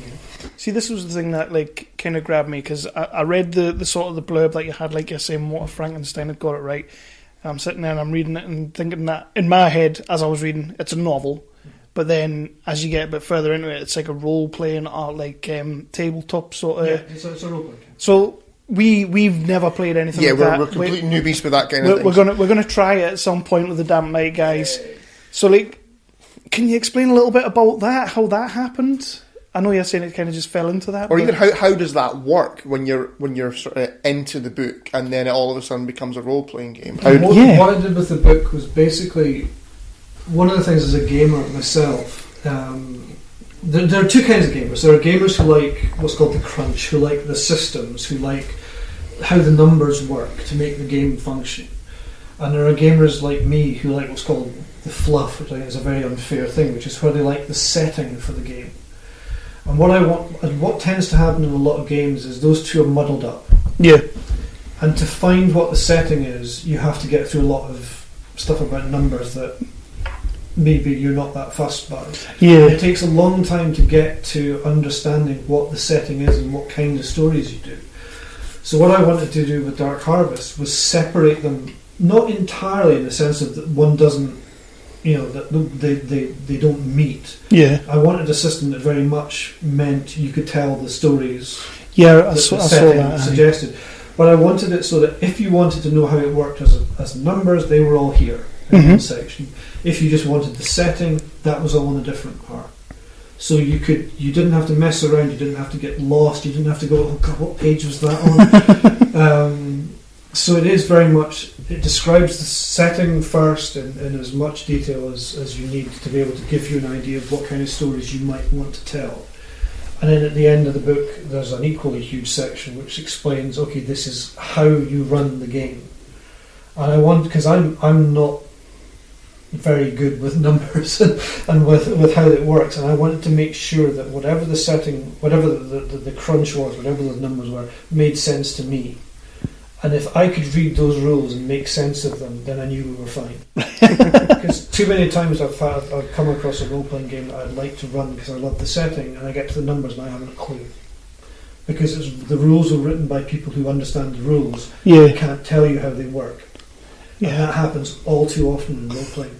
The guys writing the rules, they know themselves how it works, but they have no idea how to tell a normal human being. Yeah.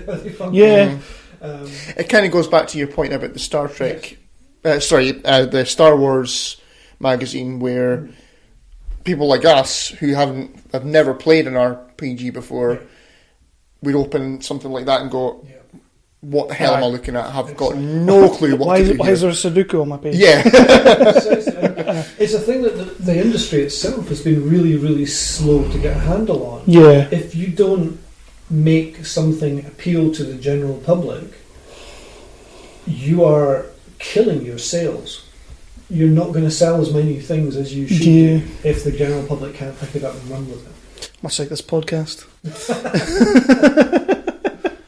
But like I say, I watched a couple of videos last night, and I watched it was sort of like an in the room sort of seminar you did at Compulsion. Yes. About world building, and I got completely lost in that video. I was just your mind, and like you say, you've got 12-inch thick notes.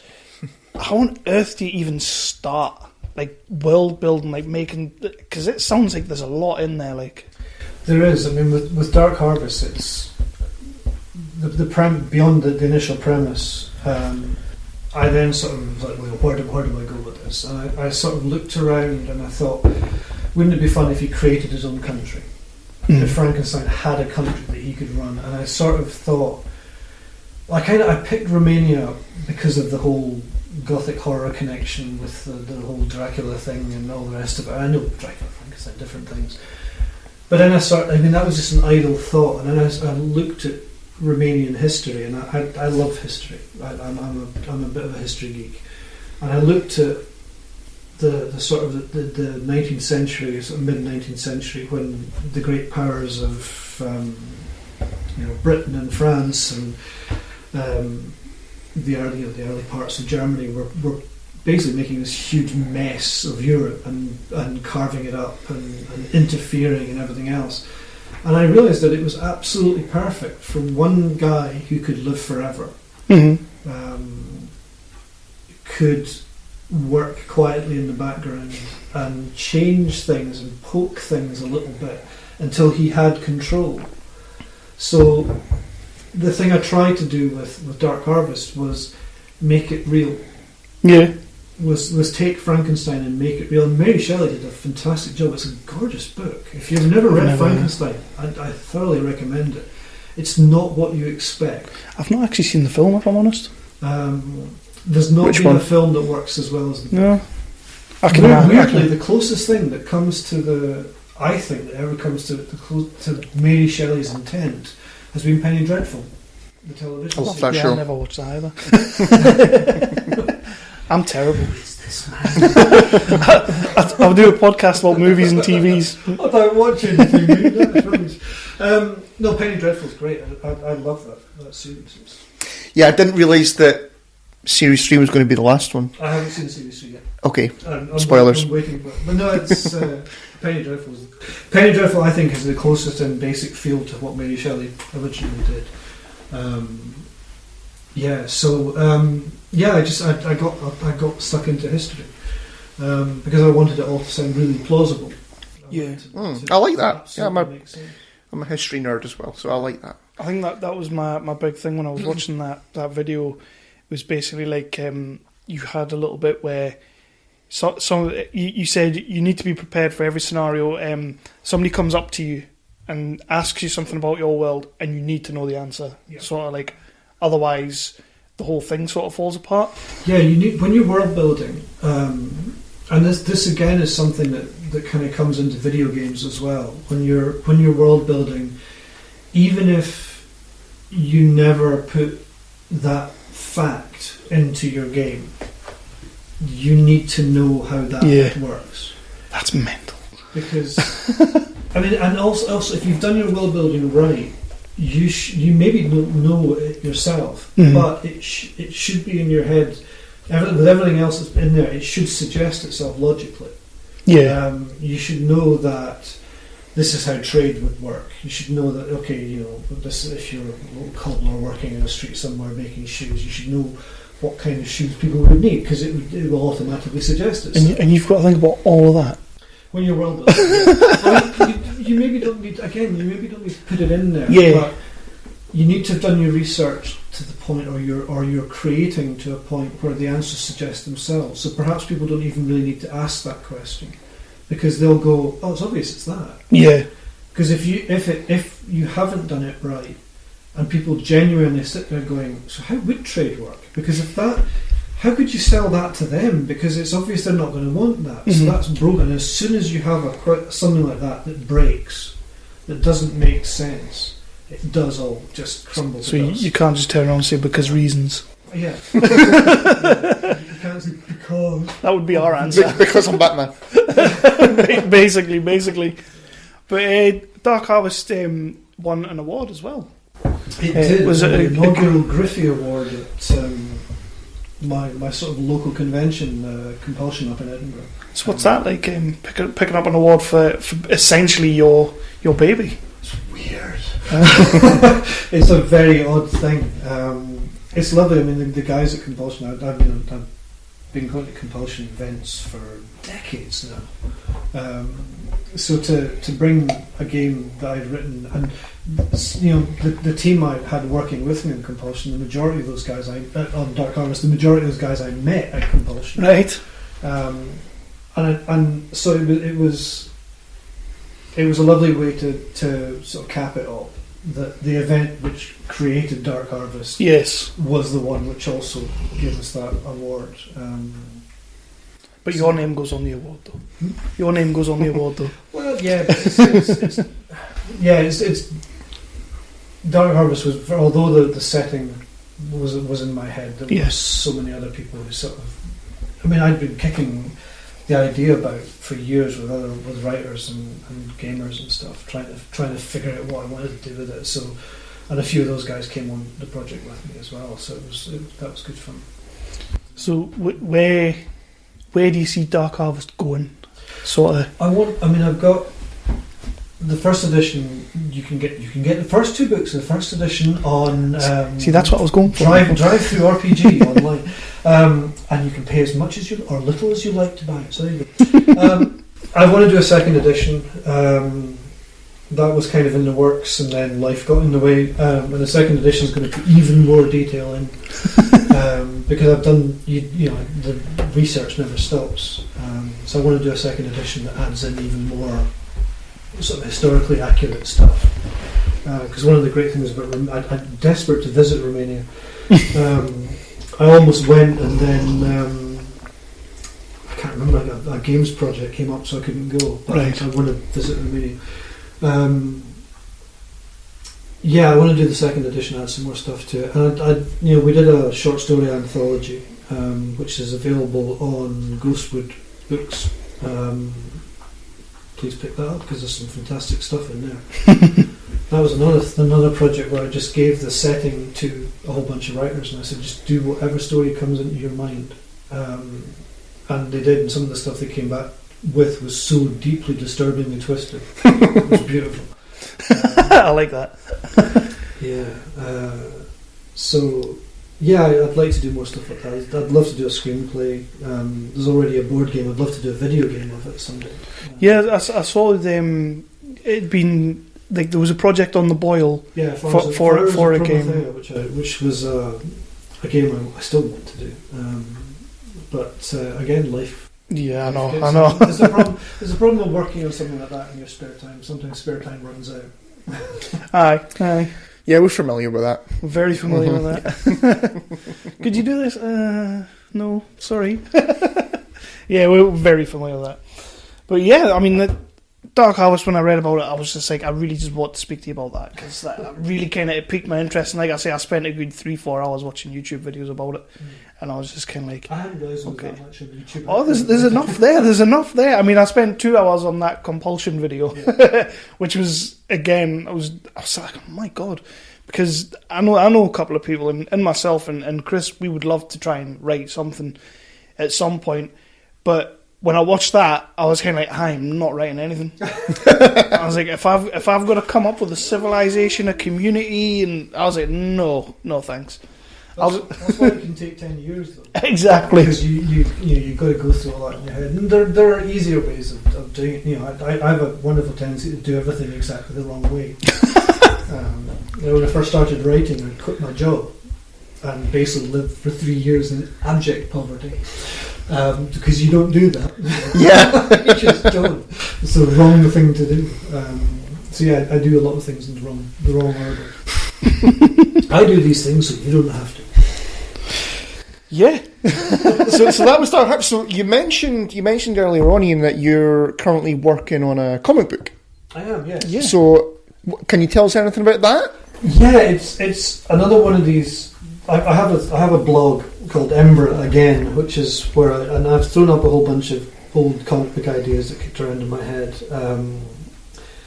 which are on there. But there was one which weirdly started off as a role-playing game setting, but I decided there was a particular story I wanted to tell, and I decided eventually I wanted to do it as a comic book, so I scripted out a whole bunch of bits and pieces,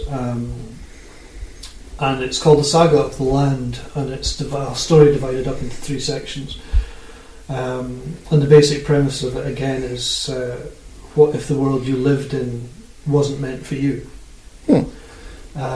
And the idea is that there's this world exists and there are people who live on it, but they were originally a species created by these superpowered mega beings who basically made a huge mess of the world and decided they were going to leave because they couldn't.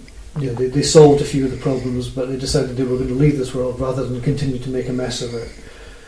And by way of thank you to this species that they created, this humanoid species, they would leave them the inheritance of this broken world that they'd kind of fixed, but sort of not. So they left these people, abandoned them on this world in these 3 separate locations. And the story is about how these 3 locations find out about each other and unite to solve this problem that could potentially kill all of them. This unfortunate legacy left behind by these super beings. And it starts off with this city that is in the middle of a lake that doesn't realise it's in the middle of the lake. It thinks that it is this world unto itself. And the city is in the lake, and the lake has mist over everything, so you can't even see one side of the city from the other. And you can't get off the city because there's something in the water which the people call dark water, which is a sentient thing which kills you if you try to leave, and occasionally gets into the city and kills people in the city because it's originally a defence mechanism that started to break down. Yeah. And the people in the city are kept going by something called the machine, but the machine is starting to break down. It was set up by these super beings who were a little bit incompetent. So the machine is breaking down, the dark water is starting to malfunction. But the people in the city don't understand that. So how do you exist within a sealed environment where all resources have to be really carefully managed, the population has to be carefully managed? How do you exist within that when you have no idea of where you came from?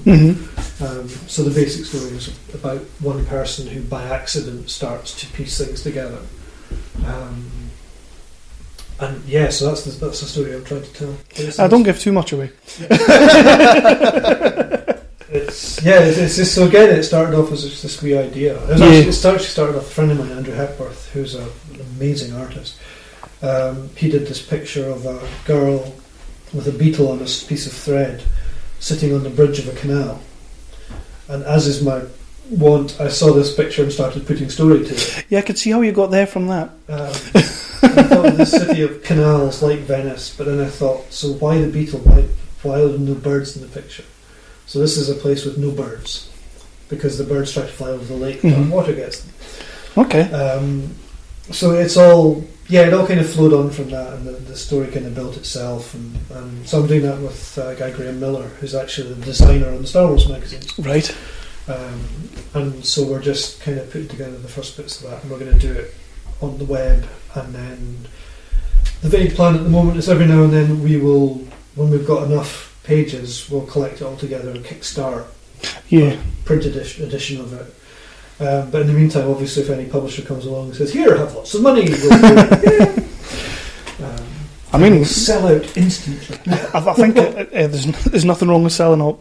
It's a wonderful way of paying the bills. I do feel like I'm looking at pictures the wrong way, though. So, one more last thing that I want to cover, and then it's up to Chris what we do after that. Champions of Anteria. Am I saying that right? Yep. This looks great. I watched a little trailer for it on the actual website. It's very silly. It looks very silly. It had a sort of Clash of Clans kind of look to it, but a bit deeper, probably better, because Clash of Clans is terrible. What can you tell us about that then? It's out there. It's a Ubisoft game. Worked with Blue Byte, who did Settlers. If you've ever. Yes. Yeah. Oh Christ, Settlers. It started off as it's a weird one. It was when I got involved in it. It had been going for something like 4 years, and it was one of these projects that had never quite settled into being a specific thing. Yeah. And Ubisoft bought out Blue Byte and said, "Okay, do something with this." So I got brought in. And this is a weird thing. Rhianna Pratchett, the writer, calls it a wallpaper job, where you come in and everything's done, kind of, and then you have to put a story to it. All right. But it was a different thing, because with most wallpaper jobs, it's a horrible thing to do. The great thing about Champions of Anteria was I walked into that where they had the game but no story, and they said, "Okay, this is roughly what the game will be. We've created all these assets for the earlier versions of the games. Pick the bits you want." Nice. And then do us a story.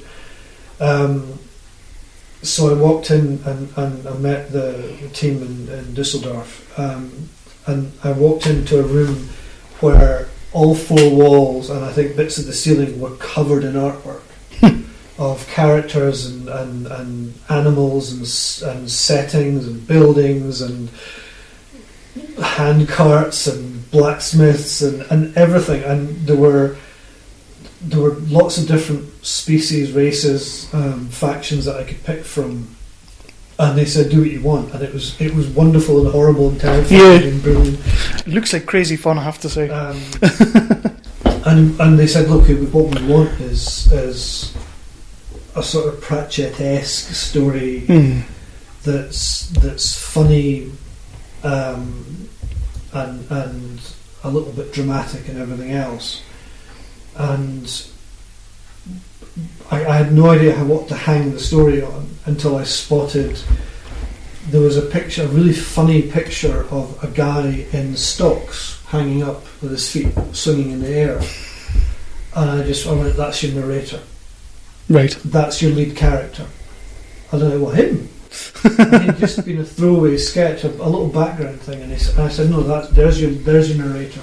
There's the guy who tells you everything. Yeah. Because the guy in stocks in the middle of the village sees everything going by, so he knows everything.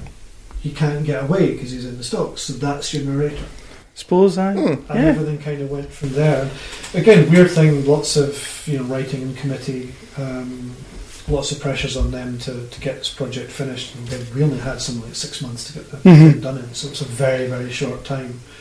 But I think they did a fantastic job. Turning weird-ass scripts of mine into something that was quite fun. And the guys from Ubisoft came in and they had their say in bits. You get weird notes every now and then. Could you make this 13.2% funnier? Okay. I have no idea what to do. So what doesn't work? Oh, we don't know. Just if you could make it a bit funnier. Well, what bit isn't? No, just make it funnier. How?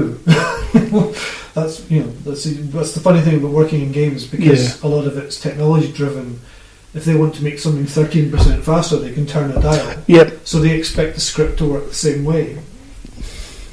Because it's just an asset in the game. So there must be a button you can press to make it 12% funnier, 13% funnier. No, 13% is too much, turn it down a bit. That's right, we'll do that. It doesn't work. So yeah, all these games projects have upsides and downsides, but I was quite satisfied with that.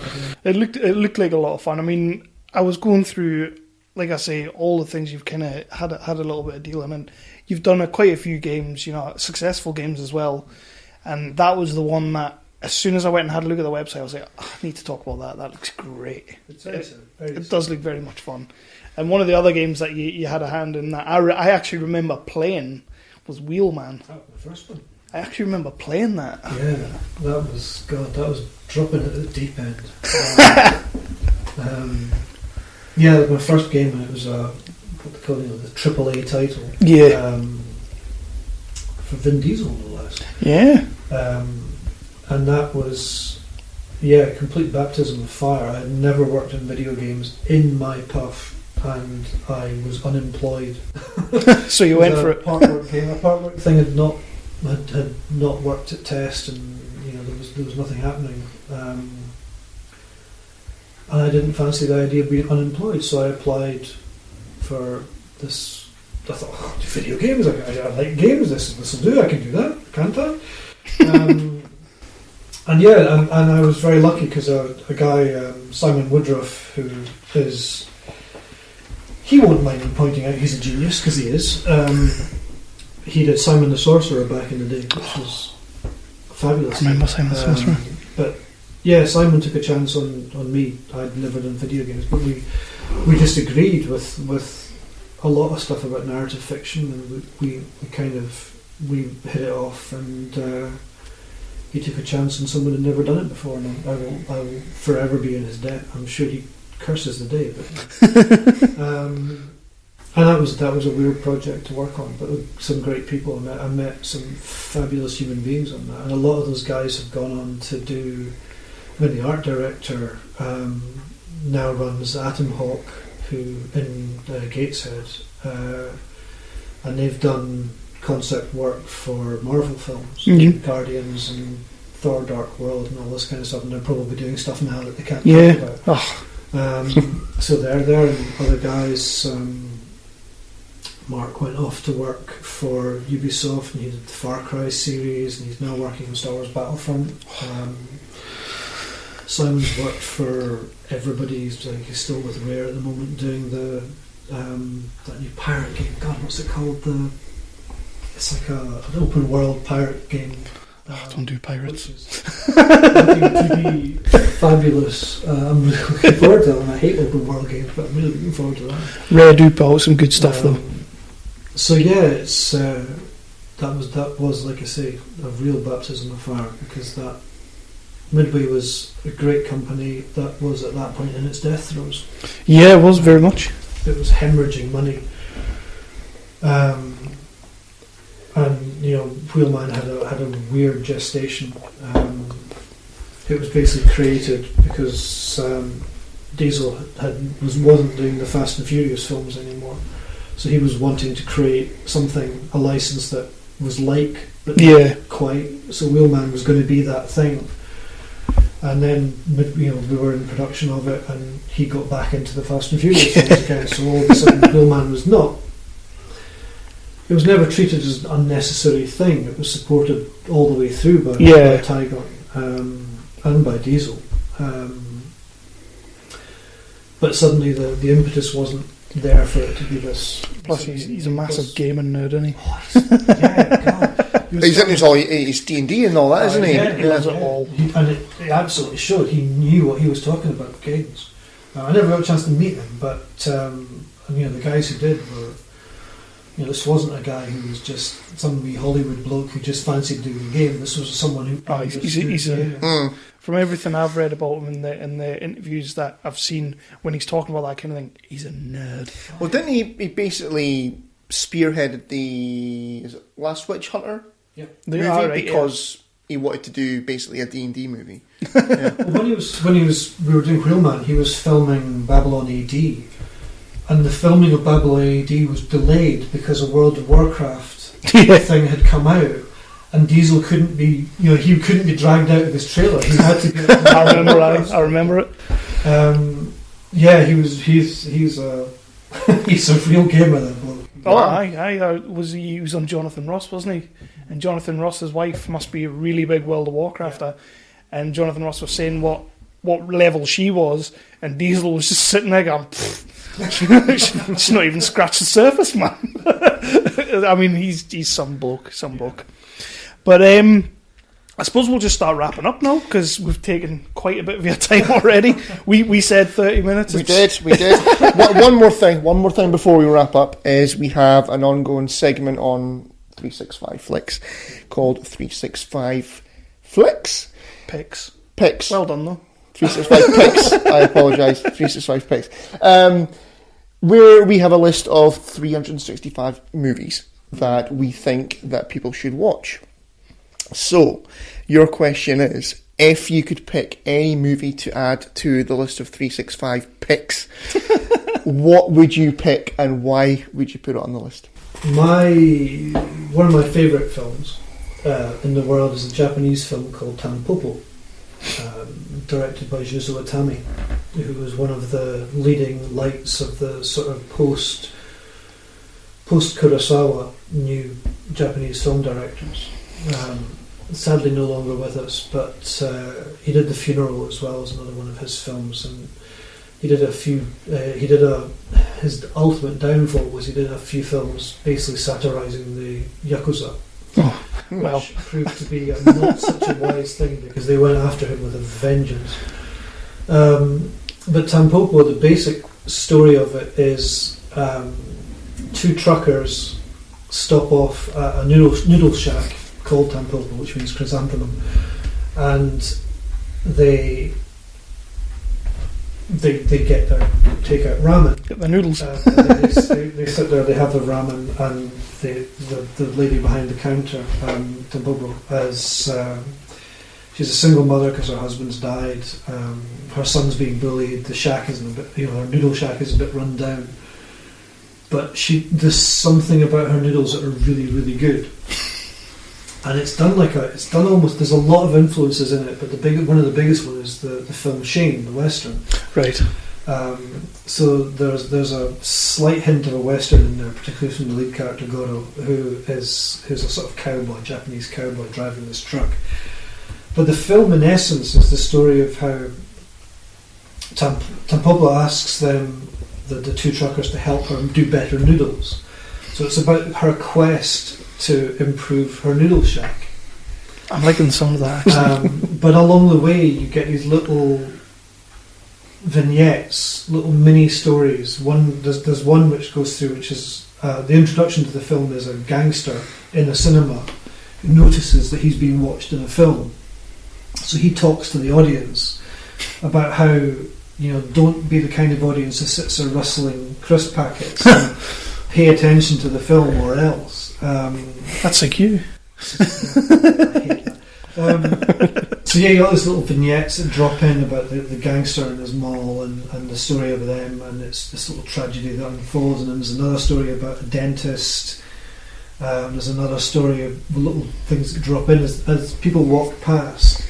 But it's just the most amazing, charming, funny, tragic, beautiful film. Yeah. If you can find it, it's gorgeous. So we'll add that to the list. That one out, definitely. Of 365 picks. Which hasn't been updated for the last 3 or 4 episodes. Well, to be fair, we've not done any interviews in a few weeks now. So. Yeah, I know. So we're going to wrap up in a little bit, and you can we'll let you pimp yourself out, your Twitter and all that, and just let people know where they can find you. But I do have one question I do want to ask you, because as I mentioned before, Chris and myself both fancy ourselves one day of maybe writing something, if we ever possibly could. What sort of advice do you have for anybody who would be looking to try and write something? Just do it. There's a lot of wank around writing. There's a lot of people who sit there going, it's this amazing noble thing, and they have to get in touch with their muse and meditate for 6 hours before they write anything, and it's all you can't write unless you have a degree in blah blah. It's all bollocks. You're slinging words on paper, and some of them stick and some of them don't. There's a lot of rubbish out there. There's a lot of courses where people say, you spend £17,000 on this distance learning course. Don't, write what you want to write. Mm-hmm. And it might be rubbish or it might be amazing. There are some decent books that will help you structure things. Yeah. But figure out what it is that you really, really want to get passionate about. Remember that you're not writing it for you. It has to be something that other people are going to understand. And so, just and have fun with it. Don't stress about it. It's not, it's not. You don't have to try to change people's world. You just have to have fun and make it something that means something to you, but at the same time can be understood by others. And as long as you do that, you'll produce something that will have value to it. Excellent. But don't stress about it. Really, just get on with it. So, as Nike would say, just do it. Or Shire. Oh no, I don't want to get sued. But don't quit your job like I did. And whatever you do, don't do a Star Trek. Don't do a Star Trek, yes. So, last thing, where can people find you if they want to look you up and find out more? Yeah, I'm on. I tweet sometimes as Ember. Is it Ember again or Ember? I can't remember one or the other. I think it's Ember. I did have a look. Yeah, thank you. I tweet occasionally. I'm on Facebook. That's just for me and my mates kind of thing. Yeah. Obviously, if you do Dark Harvest Legacy of Frankenstein, you can find stuff there. I've got a blog, Ember_again, which has got a ton of stuff on it. I'm on LinkedIn if you want to really get serious about the stalking. Which is pretty that's how I felt the last couple of days. Like I'm just stalking, And yeah, we've got Partworks wise. There's the R2D2 one starts I think for the general population in January. Should be plenty of adverts going on over Christmas. Oh yeah. I do remember actually seeing the helmets one last year. Yeah. And you didn't get it? No, I didn't. I didn't get it. What am I going to do with that? That's not. I've got enough geek shit in my house. You've seen my living room. When you see R2, R2 will tempt you. Yeah, you're going to get that probably. Yes. That's a nice one. And some test footage of that the other day. It's gorgeous. And once again, Dark Harvest, because I do know a few people who listen to this who will be interested in that. Where can they pick it up? There's a Dark Harvest website which will give you links to all the various bits and pieces where you can pick it up. But like I say, Drive Through RPG do PDF versions, and you can pick it up there. There's no hard copy at the moment. Although I think Travelling Man in Newcastle, bizarrely, and also I think FP maybe still have a couple of little copies kicking around. You can probably find some of the ancient editions there. But yeah, at the moment PDF version, and maybe this will give me a kick up the arse to get the second edition. hopefully. I actually really love that concept. I knew you would. I knew you would. Like when I started reading it, I was like, "Oh, Chris is going to love this." Well, that's the thing, even if you're not necessarily sure that you want to run an RPG, because it's the setting, and then it's like a little sort of short anthology of stories in there, in the main rulebook as well, to give you a sort of taste of the environment, including one of the stories I've wrote, which at the end of writing it, I sat back and took a good hard look at myself. It's the most Clive Barker thing I've ever written.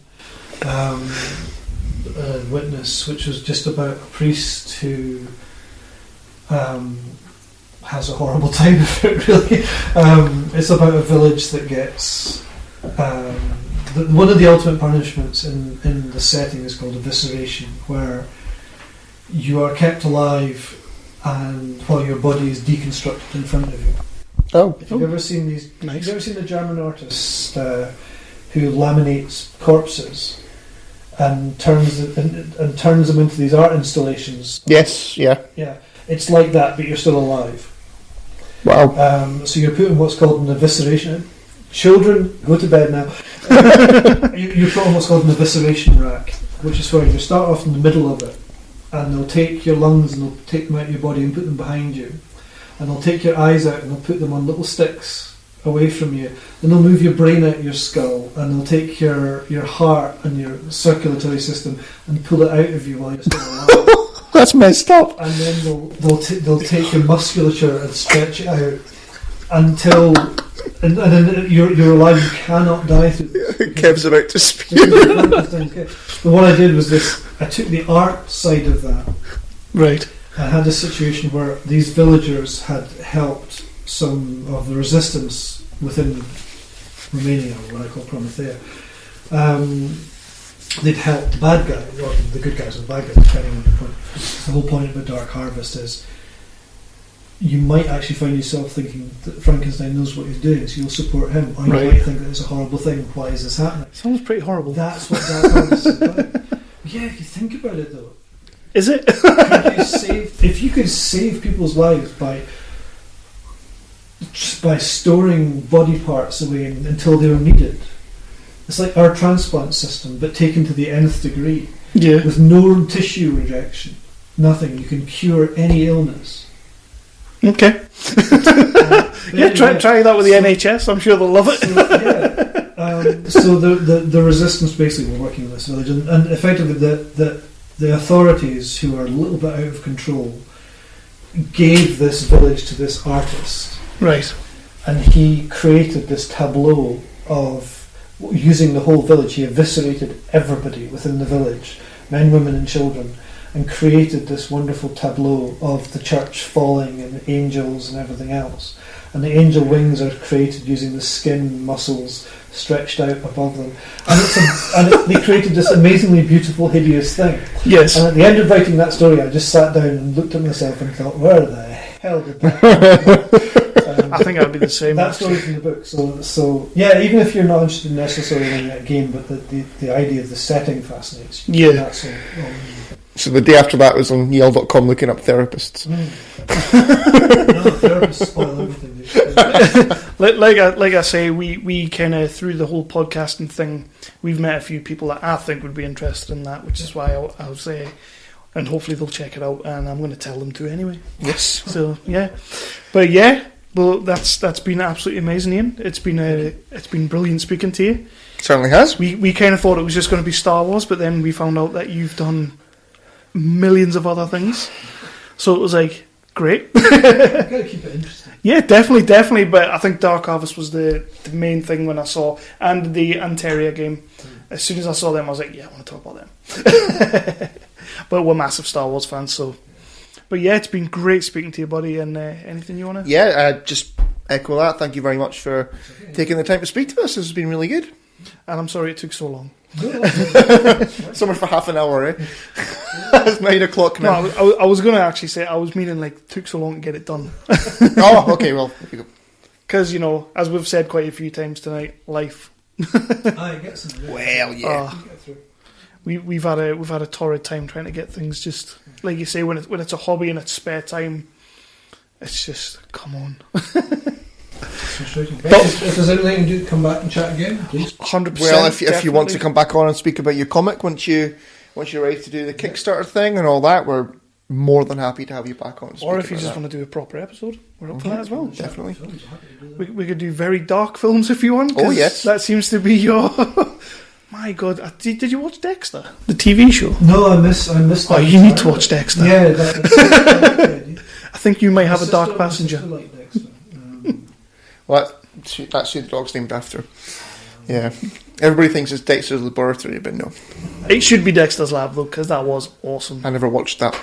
Okay. Yeah, Gendy Tartakovsky is a genius. Great. He did the first Clone Wars cartoon as well. Ah. See, I never watched Clone Wars. I watched Rebels, but not Clone Wars. Clone Wars is very, very good. I was always impressed with it because they're just proper war stories. Yeah. Some of them are properly grim. Really nasty stuff. There was one on slavery, 3 episode arc, in fact, which was just unpleasant. Really uncomfortable watching. See, now you're going to watch that. Now that there's slavery involved, yeah. Because Ian said priest before and your eyes went... Is that Clone Wars is the one that they brought out a movie, didn't they? Like 2.5. Yes. Basically, it was never really intended to be a film as such. It's the first 4 episodes, I think, just run together. Right. And done it as a movie. The weird thing about Clone Wars is as it goes on, Rebels has done the same. As they created more assets, it gets better and better and better. Yeah. Because obviously you've got a set budget at the beginning, so you can only do a certain number of textures and a certain number of characters and all the rest of it. So it starts off a little bit primitive, but then by the time you reach about series 3, it's suddenly the quality of the animation is a lot higher. The quality of the voice cast was always amazing. Yeah, the characters are always really, really good. Even the annoying kid wasn't really very annoying. Her arc from beginning to end, because you can't really do very much with Obi-Wan and Anakin and those guys, because you know what's going to happen with it. So they brought in the character of Ahsoka Tano, who is Anakin's Padawan, who I've never heard anything about. And by the time you reach the end of that, and you watch episode 3 again, it suddenly is a different film. Wow. And that should never have needed to happen. But when you watch episode 3 after having watched Clone Wars, it's a different film. Huh, okay. All of a sudden there's a whole lot more explained. And there's a whole lot of stuff in it about, Dave Filoni, who was the sort of the manager of that, and he also manages Rebels. He did some evil stuff to Anakin and Padme. And they almost break up at one point because he brings in this character called Clovis, who Padme had once had a relationship with. And you see where Anakin's jealousy comes from because of the character of Clovis. So when later on you get, and Palpatine's gorgeous all the way through, just dripping poison in all over the place. And by the end of that series, when you come to episode 3, you suddenly understand why Anakin's such a shit. Because he's been broken so many times during Clone Wars. That does sound interesting. It does, doesn't it? Yeah. And it's gorgeous. I would give that a go because, like I say, I'm absolutely loving Rebels. I think of all the Star Wars that I've seen, Ezra is probably one of my favourite characters in the Star Wars universe. I think he's fantastic. He's great. And the thing is, he comes in at the beginning so innocent and funny and young and a kid, and then Filoni just goes, "Now I'm going to kill everything you love. Take it away from me." One of the podcasts that we are pally with, they've been with us since the beginning, basically the Jock and Nerd podcast. One of those lads got to interview the voice of Ezra, and he's quite a sweet looking innocent lad, and it's kind of like, really, in him? But he's a great character, and I think I would love to see him in Rogue One. Well, when you see, I would recommend Clone Wars then, because, like I say, the character of Ahsoka, who obviously you see in Rebels, yeah, when she's gone through the fire, and you see the end result of that in Rebels. In fact, not even the end result, because she's still on such a journey. But when you watch the Clone Wars and she comes in like Ezra, full of fire, and this is how you do things, and then her world is just destroyed around her as the Jedi start to fall apart. You'd love Rebels. I would. Yeah, I'm going to give that a go. Clone Wars. Yeah. I started watching Rebels with my daughter. Ruby, she's 9 years old, and literally by the time I got like halfway through the second series, I was kind of like, I might just stop watching this with you. I might just watch this by myself now. Yeah. Is it that bad? It goes into some pretty dark territory. Yeah. Like. Wow. Even just the end of that first season. Yeah, it totally spun everything. Yeah. But I was kind of like, maybe just I'll watch this by myself. I'm going to check that. I'm going to have to check that out. Dave Filoni, but hats off to the man. He just knows what he's doing with Star Wars. That's what you want. And he keeps going back to the funny thing is, at the end when Disney bought out Lucasfilm, George was gone. Yeah. And it wasn't a case of you're not allowed to speak to him, but there was a sort of thing of, okay, we're doing our own thing now. George, but with Dave Filoni, George is the man, because his stuff, Rebels is about George's world. Yeah. So he has regular meetings with George Lucas. They have, they're friends. Yeah. So they chat. But a lot of what Lucas wanted to do with Star Wars is in Rebels, is in Clone Wars. Because it had to be. Because it's building up to Star Wars. That's as well. And it's the same thing with Rogue One. It's all about George. I'm really looking forward to that film. Yeah. It's going to be. I think there was one of these guys who's 15 things that will go wrong with. Oh yeah. It might be a bold statement right now because I haven't seen the movie yet, but I honestly think Rogue One's going to do better than Force Awakens. I think it's free to do more, and I think Force Awakens had an awful lot of weight on it. Oh God, yes. It had to be a reset button. It had, and I think it did. I think it's spectacular success because of what it did to Star Wars. It drew a big line and it said, "We will never be worse than this. You will never have anything that doesn't do the following." Yeah. And it needed to do that, and I think that I don't think there's many other people than Abrams could have done it. We said that from the start. Oh yeah. As soon as Disney said they'd bought the rights and they were making another trilogy, JJ. As soon as they said Episode 7, we were like, JJ, it's got to be JJ. And he did a cracking job, and I loved everything about Force Awakens. I'm still a big fan of it. Oh yeah. I know people give it crap, but see, that's why I hate the internet. Just yeah, it's a wonderful, horrible thing. I mean, we refuse to talk about a certain website because of the internet now, so we just we've banned it. We won't mention it on the podcast.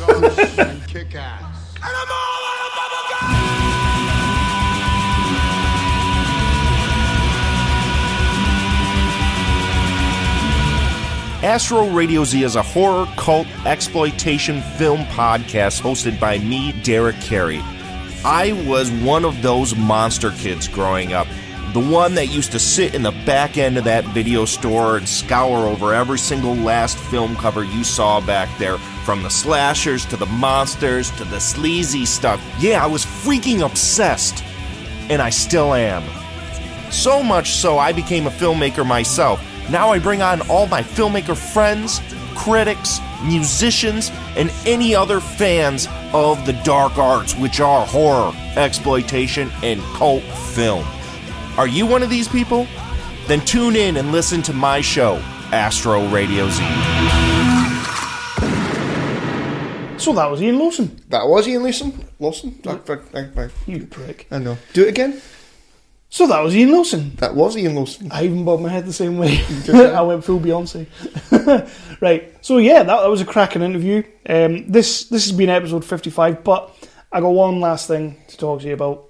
Because I promised this guy at work, he's been trying to get me to watch a little documentary for a while now, and I told him I would watch it, and I did watch it, and I said I would do a quick little review on the episode that we're doing tonight, and if I don't, I'll feel like a bit of a jerk off. So, jerk off? Horse hockey and jerk off? Yeah. What's going on? We're changing. We are changing. It's because we're going to America next year and we're trying to adopt the language. Right, yeah. That's what it is. So, on you go. So we'll be like Iron Man and... Armour. So, I watched a documentary yesterday and this morning. I watched it in two halves. Called Searching for Sugarman. Have you seen it? No. It came out a few years back. I think it was like 2012. 2012? Might have been earlier than that. Probably earlier than that. About a musician called Rodriguez.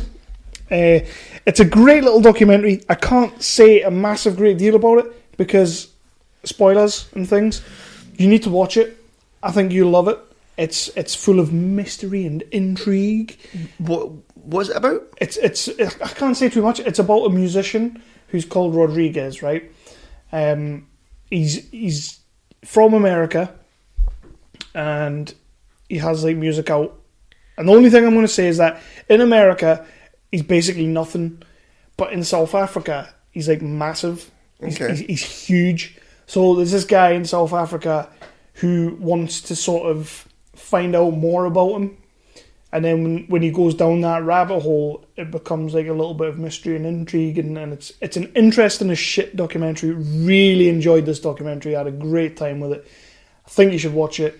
I'm pretty sure it actually won an Oscar the year it came out for like best documentary. Okay. Because it is interesting as balls. Like it's just like I just can't say too much about it, if you know what I mean. Is it on Netflix? It's on Netflix. What's it called? Searching for Sugarman. Let me write that down. And it's like I say, in his home country, he's pretty much like not much. It's such an interesting documentary. The music is actually really good as well, which helps. It's very Bob Dylan-y, but like better because Bob Dylan's full of pish. But yeah, Searching for Sugarman. I would like you to watch it, and I would like all the people out there with their earbuds and their ear holes listening to this to go and watch it. I think you'll enjoy it. Right, I'll make you a deal. Oh, God. Right. I will watch that in time for recording the next episode 56. Of 365. 56. Yes. If no, you will watch the Adam West Batman movie. Oh, yeah, I'll watch that. Yeah. Like the 66 one. Yeah. No. No, you dumb prick. The nearly got away with that. The animation one. What I was on about last. All right, I'll give that a watch. I'll watch that. Definitely. Have a few ciders with it. Definitely, I'll watch that. Definitely have a few ciders with it. Yeah. Yeah. As you can see by my face, I'm absolutely cheesing to watch that. Well, people can't see what your face is like. So yeah, episode 55 is a wrap. Nice little indie talk episode. A little bit of trailer talk. I'll edit that down. Take all your shouting at me out. Come back for episode 56 where we will just be, hopefully just us two again, just shooting the shit. Probably shouting at you more. And also, I want a rematch for my title. No. You have to come up with a challenge. Movie quiz? No, fuck off. I beat you every time at movie quiz. No, you beat me once at movie quiz. Twice. Thank you very much. Twice? Oh. Twice. Right, well, movie quiz. This could be like our streak. I'll be like 25-0 at some point, like 25 quizzes from now. Mm-hmm. So yeah, we will be coming back to do sort of like our Christmas episode. We are going to see Rogue One. Not this weekend, next weekend. Yes, we are. So the episode 57 should be a Rogue One episode, unless and we also cheeky Christmas special. 56 will be a cheeky Christmas special. We'll do a cheeky reaction for Rogue One, and then we'll do. We'll see. Fine. You know what we're like. So anyway, come back again. We're on all the cheeky ass networks. Find us 365 Flicks Podcast. Get yourself onto the website because it's awesome. I'm doing some great reviews over there. Get yourself onto the merch. And there's a few other things. So yeah.